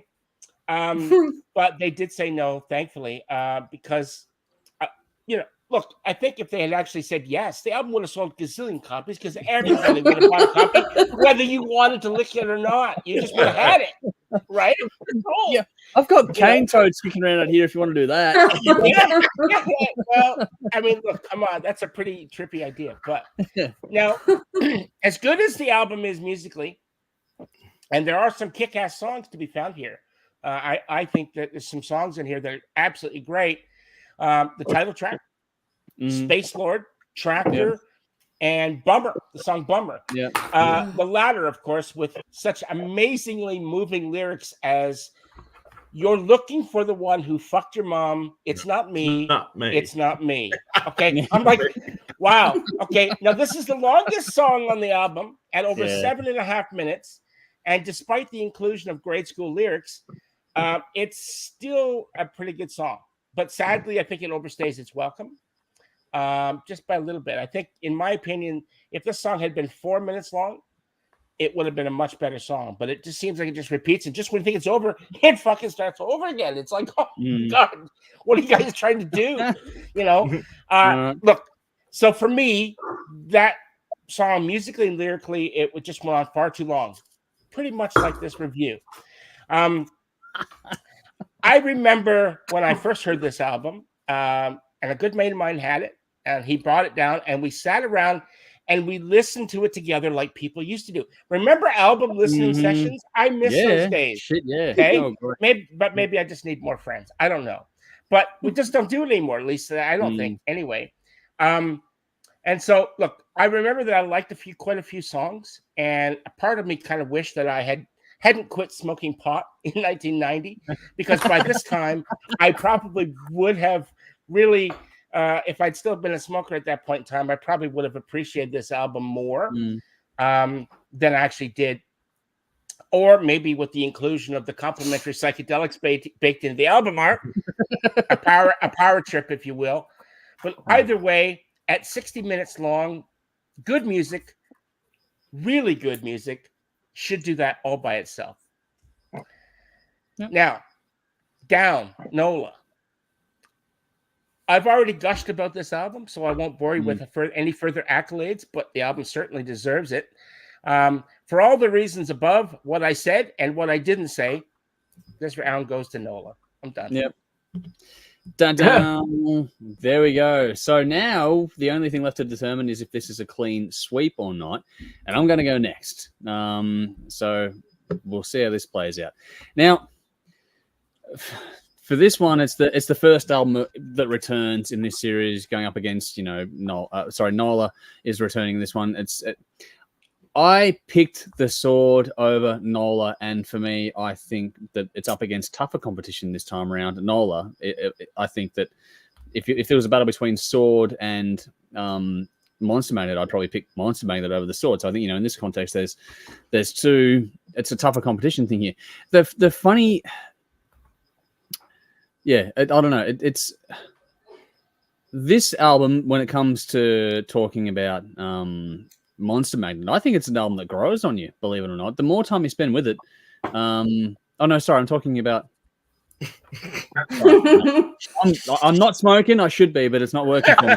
It's the moonshine. You've been licking those toads, haven't you? I know, right? No, it's because I didn't make my note clear at the beginning where I was going with it. And I was like, no, hang on, this doesn't read right. No, look.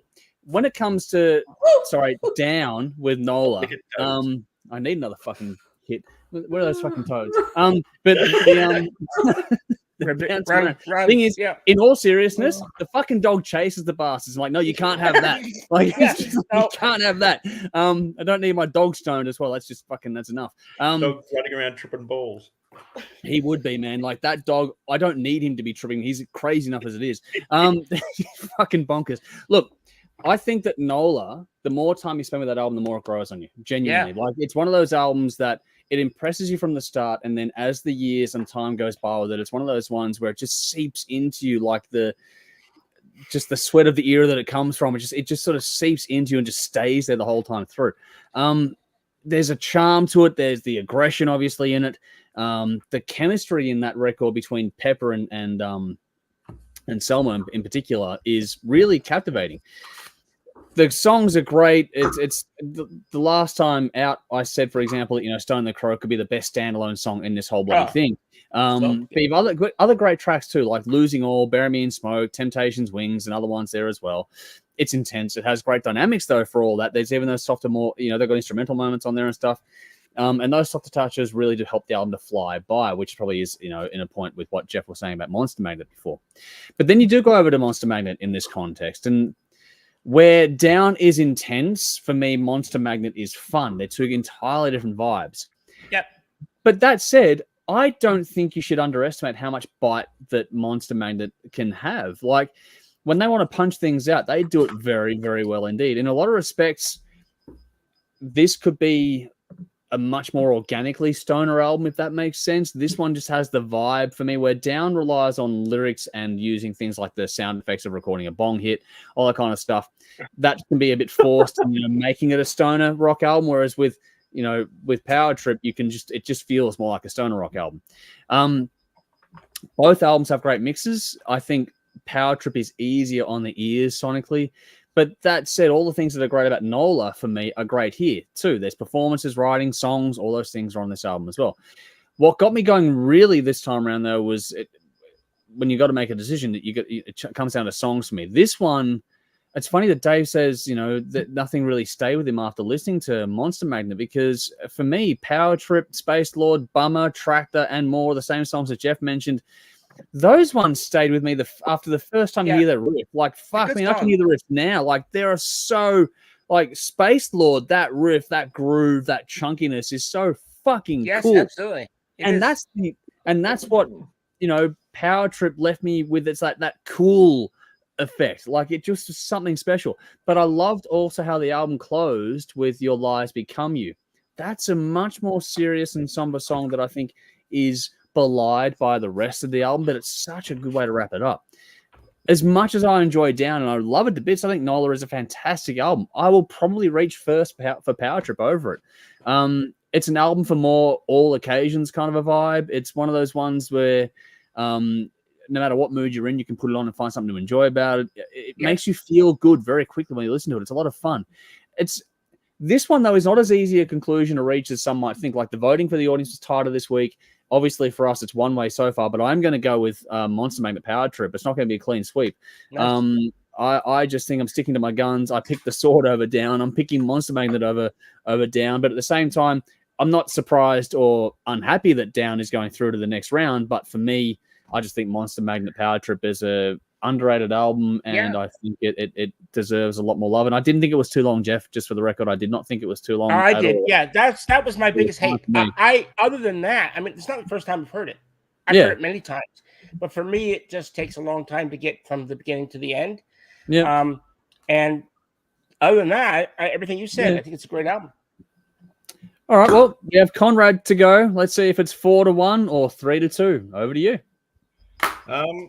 Yeah, this is an interesting battle. This one. I like. I mean, I'll be honest. Had NOLA gone up against Monster Magnet's previous record, which is Dopes to Infinity, no contest at all. No contest. So Dopes to Infinity kicks it for fucking miles. All right, it just Dopes to Infinity is a much stronger record. Yeah. Okay. Cool.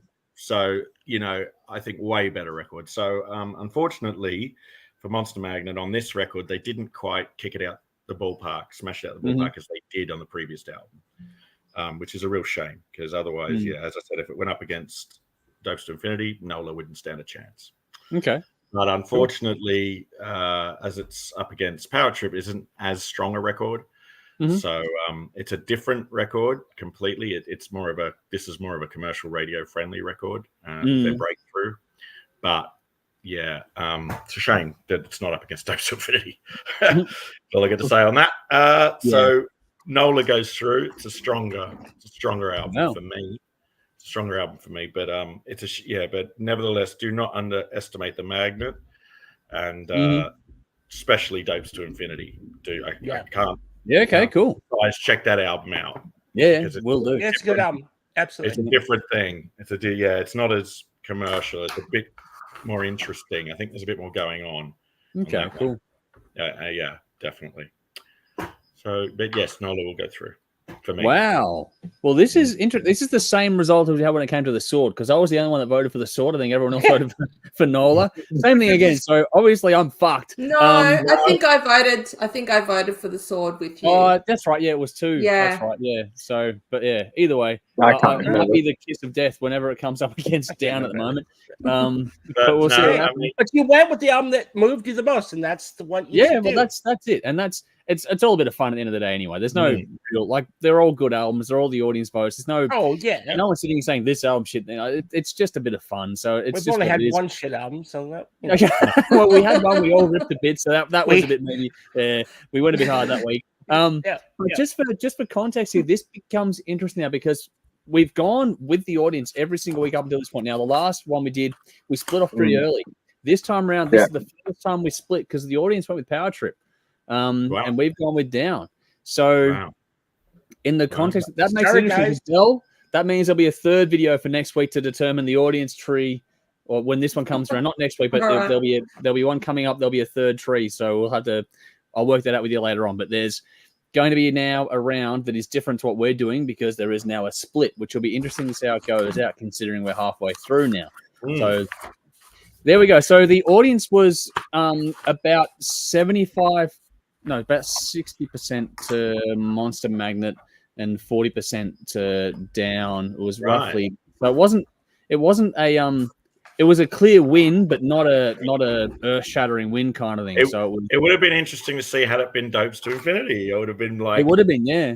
So, that, but even still, that is as I said, it's a much stronger record. So So yeah, we have our first split. We'll see what happens over the weeks to come in that regard. But this time around, the audience went with Monster Magnet. We've gone with Down. So we'll see what happens as those things play out. Next week, Dave mentioned it. Caius is on the board for the first time in this process with Blues for the Red Sun going up against Corrosion of Conformity, Deliverance. So those are the two albums going head to head. I get to be the bad guy next week. Yeah. Well, we'll see what happens. Maybe you won't be, Dave. I don't know. It might be. We will see. Trust me, I will be. I've never heard Caius. I've never heard them. I'm looking forward to it because I've heard good things. Which one is it? Well, Blues for the Red Sun. Red Sun. Yeah. And what's the other one? Corrosion of Conformity, Deliverance. Deliverance. Sorry, what was the Caius one called again? Blues for the Red Sun. Blues for the Red Sun. Here we go. All right, so there we go. So yeah. Michael said before that, Dave learning Tasmanian from Bell when it came to groovily. So that was the new word of the night there. And Michael also great review, Andrew. I picked Monster Magnet, and for me a close call. So there we go. I'm glad someone agreed with me, but there we go. In the end, it is what it is. We'll have some fun with it. But now it's time to start wrapping things up and start to go to the bin. So let's go to Dave first. Get it off your chest. What are you putting in the bin this week? Yeah, the laces on my work boot won't stay done up. It's pissing me off. So that can go in the bin. That's the spirit. That's what I like to see. The petty. Most people work in a normal environment. I work in an environment where there's like wax resin and citrus and fucking oils. And it just gets all fucking slimy and shit, and it will not stay done up, and it's pissing me off. So yeah, it's annoying. It can go in the bin. I know how you feel because when I was doing the printing gig, Pete, if you're watching, and to Jag, hello to you both again, like last week. But so you get it. We had spray on glue everywhere and ink everywhere. Like you need your boots to be actually. You would think it would be easy to tie your fucking shoelaces. You learn how to do it when you're 5 years old, for God's sake. But when you're 44 and you can't get it to stay fucking tight, it's annoying. Yeah, and you feel like a half while you're doing it as well. You're like running around and your fucking laces are flopping around. I'm not retarded, okay? It's not my fault. All right, Jeff, your bin for this week. Two things this week. So one, obviously my fucked up car again. Yeah. So I don't want to talk too loud. Like I said, it might hear me. It might get worse. It might get more expensive. Trouble. Yep. Yeah. And the other thing is, today I think I kind of alluded to it. I was actually trying to do something important on one of my other computers. For my flatmate, he wanted me to, because I've got a Microsoft Surface Pro, and so it's got a stylus, right? So he wanted something so that he could use the stylus to sign his name on this thing. I said, hey, I've got the perfect thing for you. I've got a stylus. We'll do that. Yep. Turn it on, get everything ready, and then it's not responding. It's like it's not doing something. I'm like, what the fuck is going on? So I restarted it. And then it fucking happened. Then it goes, updating Windows. Please do not turn off your computer. And that went on for about an hour. Yeah. And it was time poor because we had to basically get this signed and sent off. Couldn't do it. I wanted to smash that fucking thing. And I had to walk away and just leave it because if I'd stayed in the same room, one of us wasn't going to survive. So, Yep. So anyway, that's my bin. That is one of the things I do not miss about having Windows PCs. I don't miss that. Those forced updates, they can fuck off. I remember those. What's the deal with that? Schedule them for like 2 o'clock in the morning. Select a time. Like, not just, here you go. Have an hour of a fuck day. Fuck off. Vinny, I just saw your comment. I'll get to that in a second. But Belle, your bin for this week. My bin is I burnt myself twice today. So Cooking banana bread? no, not cooking banana bread. But one of them was cooking related. So it was originally just going to be the first burn incident, which was when I had to go and pick Ellis up from the bus stop. I got in my car and it was really hot here today. It's still hot, but it's cooling down. It was really hot. And so when I got in my car and I grabbed my steering wheel, it was fucking boiling. And so like I burnt, didn't burn, like burn, but it was really hot and I kind of burnt my hands. And then you have to hold it, like you have to touch it. And I had to get down there, so I couldn't just sort of sit and wait around. Yeah. So that sucked. And that was going to be my bin. Then later on, when I was making myself some dinner in the air fryer, I grabbed the tray out and I was trying to wedge this like patty thing off there, and it was stuck and my finger slipped, and like I grabbed the air fryer tray and burnt the fuck out of my hand. Proper burnt. So I'm like, damn. So yeah, burning myself is my bin today. You are like my wife and my daughters. I can't leave them alone in the kitchen because I will burn themselves every fucking kind of clumsy. Yeah. You could basically say your hands were in flames. Oh, God, here we go. I like that. It's fantastic. All right, Conrad, you've had a minute to think. Have you got a bin this week? Yeah, just concert tickets. I know I've spoken about concert tickets before, but this, people insane, buying 4 tickets at a time, and they're not even going to the fucking concert. They're buying up 4 tickets at a time, and then they put them up for resale. Yeah, fuck that. People buying up tickets to resell. They might have a little bit of money, and they go, I know a way to make a quick buck. Yeah, I'll buy 4 tickets to a fucking band that I don't even like. Yeah, and then I'll put them on the site to resell the next day at an inflated price. Yeah. It's been going on for fucking ages, though. Yeah, but there should be. It's more prominent now because you got all these sites that you can use it. Well, you can use the same site. You can use the same site. You can buy them off. You can use Ticketmaster. It allows you to resell. They have resale. Yeah. It's easier and more prominent now. It fucking sucks. Because the ticketing companies are now in on it. That's why. Yeah. Exactly. They were like, okay, well, scalpers double are making dipping. money. It's like collusion. So we'll be the scalpers. So we're going to fleece you twice. Yeah. It's in their best interest to make more money. Yeah, and because it's the only way you can transfer the name on the ticket is through the actual ticket company, not through an eBay sale or something. So they've cornered the market themselves now. And they might even be buying up their own tickets. You never know. If someone can prove that, it'll fuck a lot of people up. Like that'll put the cat amongst the pigeons real quick. Yeah, I reckon that there's a bit of that going. It's just not on. And then there's those fees on top of fucking your tickets as well. I bought a concert ticket for Hearts. I think it was £65. Yeah, and then 15 quid, another £15 in fucking fees. Wow. You know what needs to happen? £15 in fees for a handling fee, a processing fee. Fuck off. Big bands need to start producing their own tickets and selling them on their email website. it to you.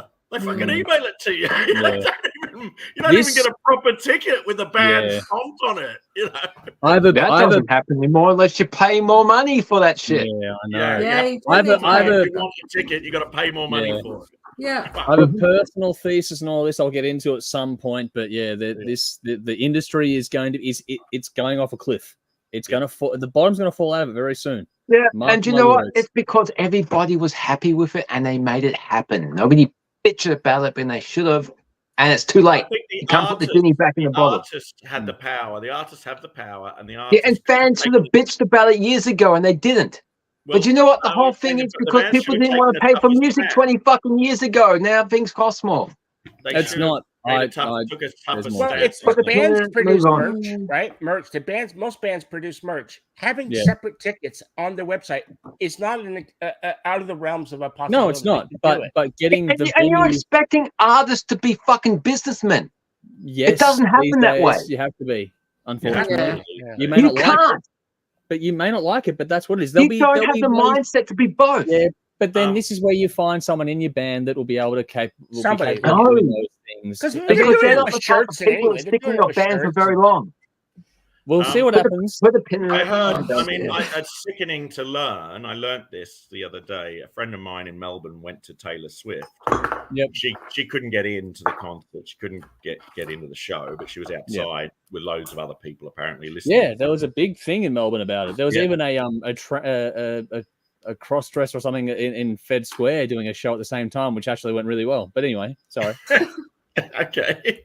It actually how you know these things is what I want to know. I have younger daughters than me. Okay, connected. Anyway, also Taylor Swift is dating Travis Kelce from the Chiefs, so there's a whole crossover for me with the sports world as well. So there's a menu, a lot of cross dressing going on. Cross-dressing, crossover, cross everything. Here we go.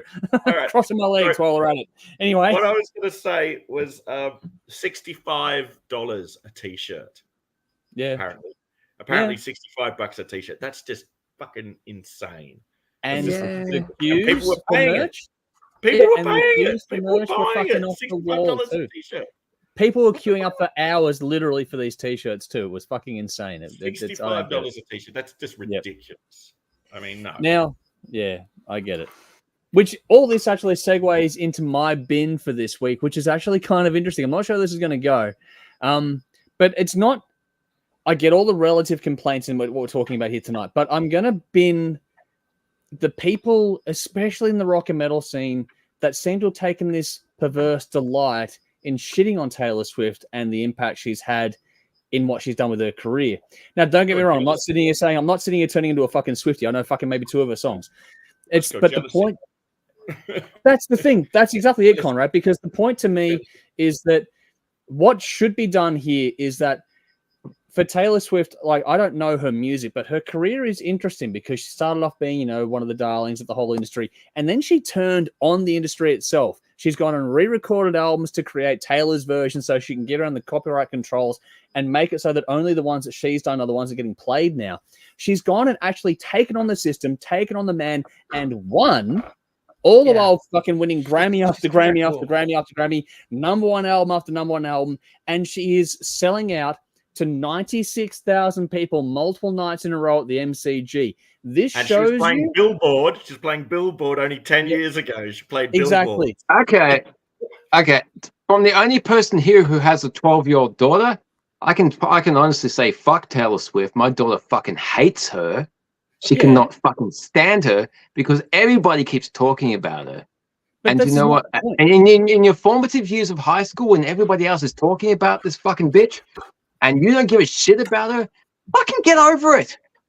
There's nothing that important about it. I understand everything that she has achieved in music and everything. I respect that. And carving her own niche and everything. She's not a fucking be all and end all. Get over it. I'm fucking sick of hearing about it. Yeah, but the thing is that what she's accomplished should be inspiration, not bin-worthy or shitting on, because it should be inspirational because so many other people should be available to do that, but they're not because he monopolizes the whole fucking industry at the moment. She's proven beyond a shadow of a doubt that it can be done. And nobody else can because she's the fucking limelight. No, what the hell? There's more than enough to go around. There's not because she gets all the fucking attention, whether she's carving her own path or not, or whether she's riding the coattail of the fucking industry. She's the only person people are talking about at the moment. No, she's creating the industry, really. Yeah. She's against the industry. She hates it. She's taking control of her ticketing, everything. Yeah, so, whether it's independent or if it's the industry, she's the only thing people are talking about right now. But that's a moment in time. It shows you that it can be done by anyone. That's the point that I'm making. Yeah, because she had the industry to start with. Yeah, but she took them on, and they could have buried her like they buried so many other. Because she had that platform to take them on. Really? You look at other bands. She used that industry, and if she didn't get to that level, she couldn't have to start with. I think what she's accomplished is amazing. It's incredible. And as I said, she was playing billboards 10 years ago. Yeah. It should be because she had the industry support to start with. Yeah. That's pretty I think impressive. I think it's easy to shit on something as opposed to look at it as a way of proving that things can be done. So I think that it's one of those things for me that I would rather it not be a default to negative, if that makes sense. You can look at it in, you don't have to agree with the music or like the music or even like that she's being talked about all the time. I'm not talking about being a big fan.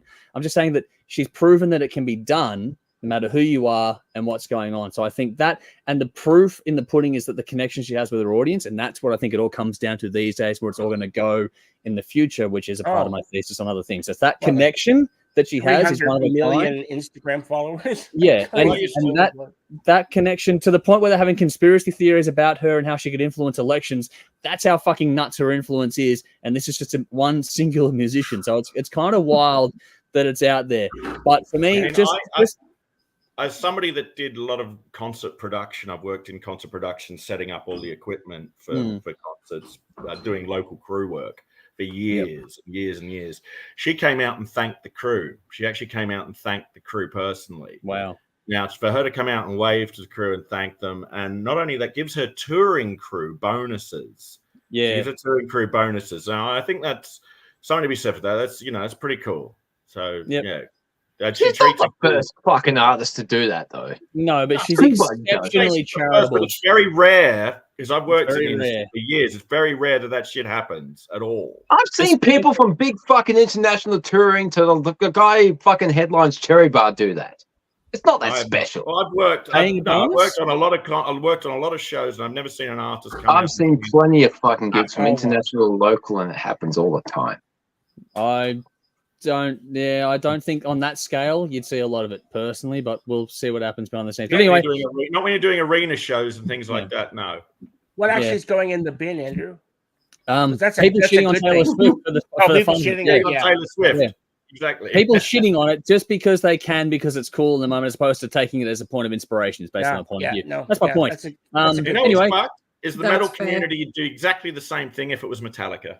They'd do exactly the same thing. They'd shit on them as well. Yeah, it's nuts. I don't get it. But anyway, a couple of quick comments here before we get out. Vinny says, Dave, you'll be interested to know that I finally worked out the similarities between working for the mob and cunnilingus. One slip of the tongue and you're in deep shit. So, hey, if you're brave enough, you go there, man. Anyway, Vinny says, I can't justify buying band merch at gigs any longer. The price of the ticket, logistics and getting up and back from the event, food, etc., medication, because I'm on the doorstep of 50. And it's anarchy, my good folk. It is getting ridiculously expensive now. There's a whole thing. I'm going to set up a time and a place for us to get into it deeper, but there's a whole thing around the music industry in general that I think is going to need to be changed. But for now, that'll do us. We're going to get out of here, and we'll see you all again next week. Until then, though, thank you all for tuning in. Next week is going to be Kai's Blues for the Red Sun versus Corrosion and Conformity Deliverance. Going to pick albums from 1995, do more songs the weekend. Bell is going to kick off Who Am I? So we've got a bunch to go through next week as well. But for now, thank you to Dave beside me, Jeff on the other side of the screen, and below me we've got Conrad and Bell. Thank you, everyone, for joining us. We'll see you all again very, very soon. Look after yourselves. Make sure you check us out on telly as well. So 10:30 p.m. Thursday nights on Channel 44 in Adelaide, and 10:30 p.m. Saturday nights and 10:30 p.m. Channel 31 in Melbourne. Saturday nights, I was saying before. There's extra stuff. So check out the links in the description box to check out the music. Hit us up, follow us on your preferred social platform, and if you'd be so kind, check out our Patreon page as well to give us some support there behind the scenes. But for now, that'll do it. You know what to do, folks. We'll see you all very, very soon. Okay, Michael's saying good night, and Rowan's giving us the horns as always. Thank you for sticking with us to the end. But we'll see you all very, very soon. Until next time, on behalf of us all here, I'm Andrew. You know what to do, folks. Drink up. Rock on. Rock on, folks. We'll see you soon. Wrong one.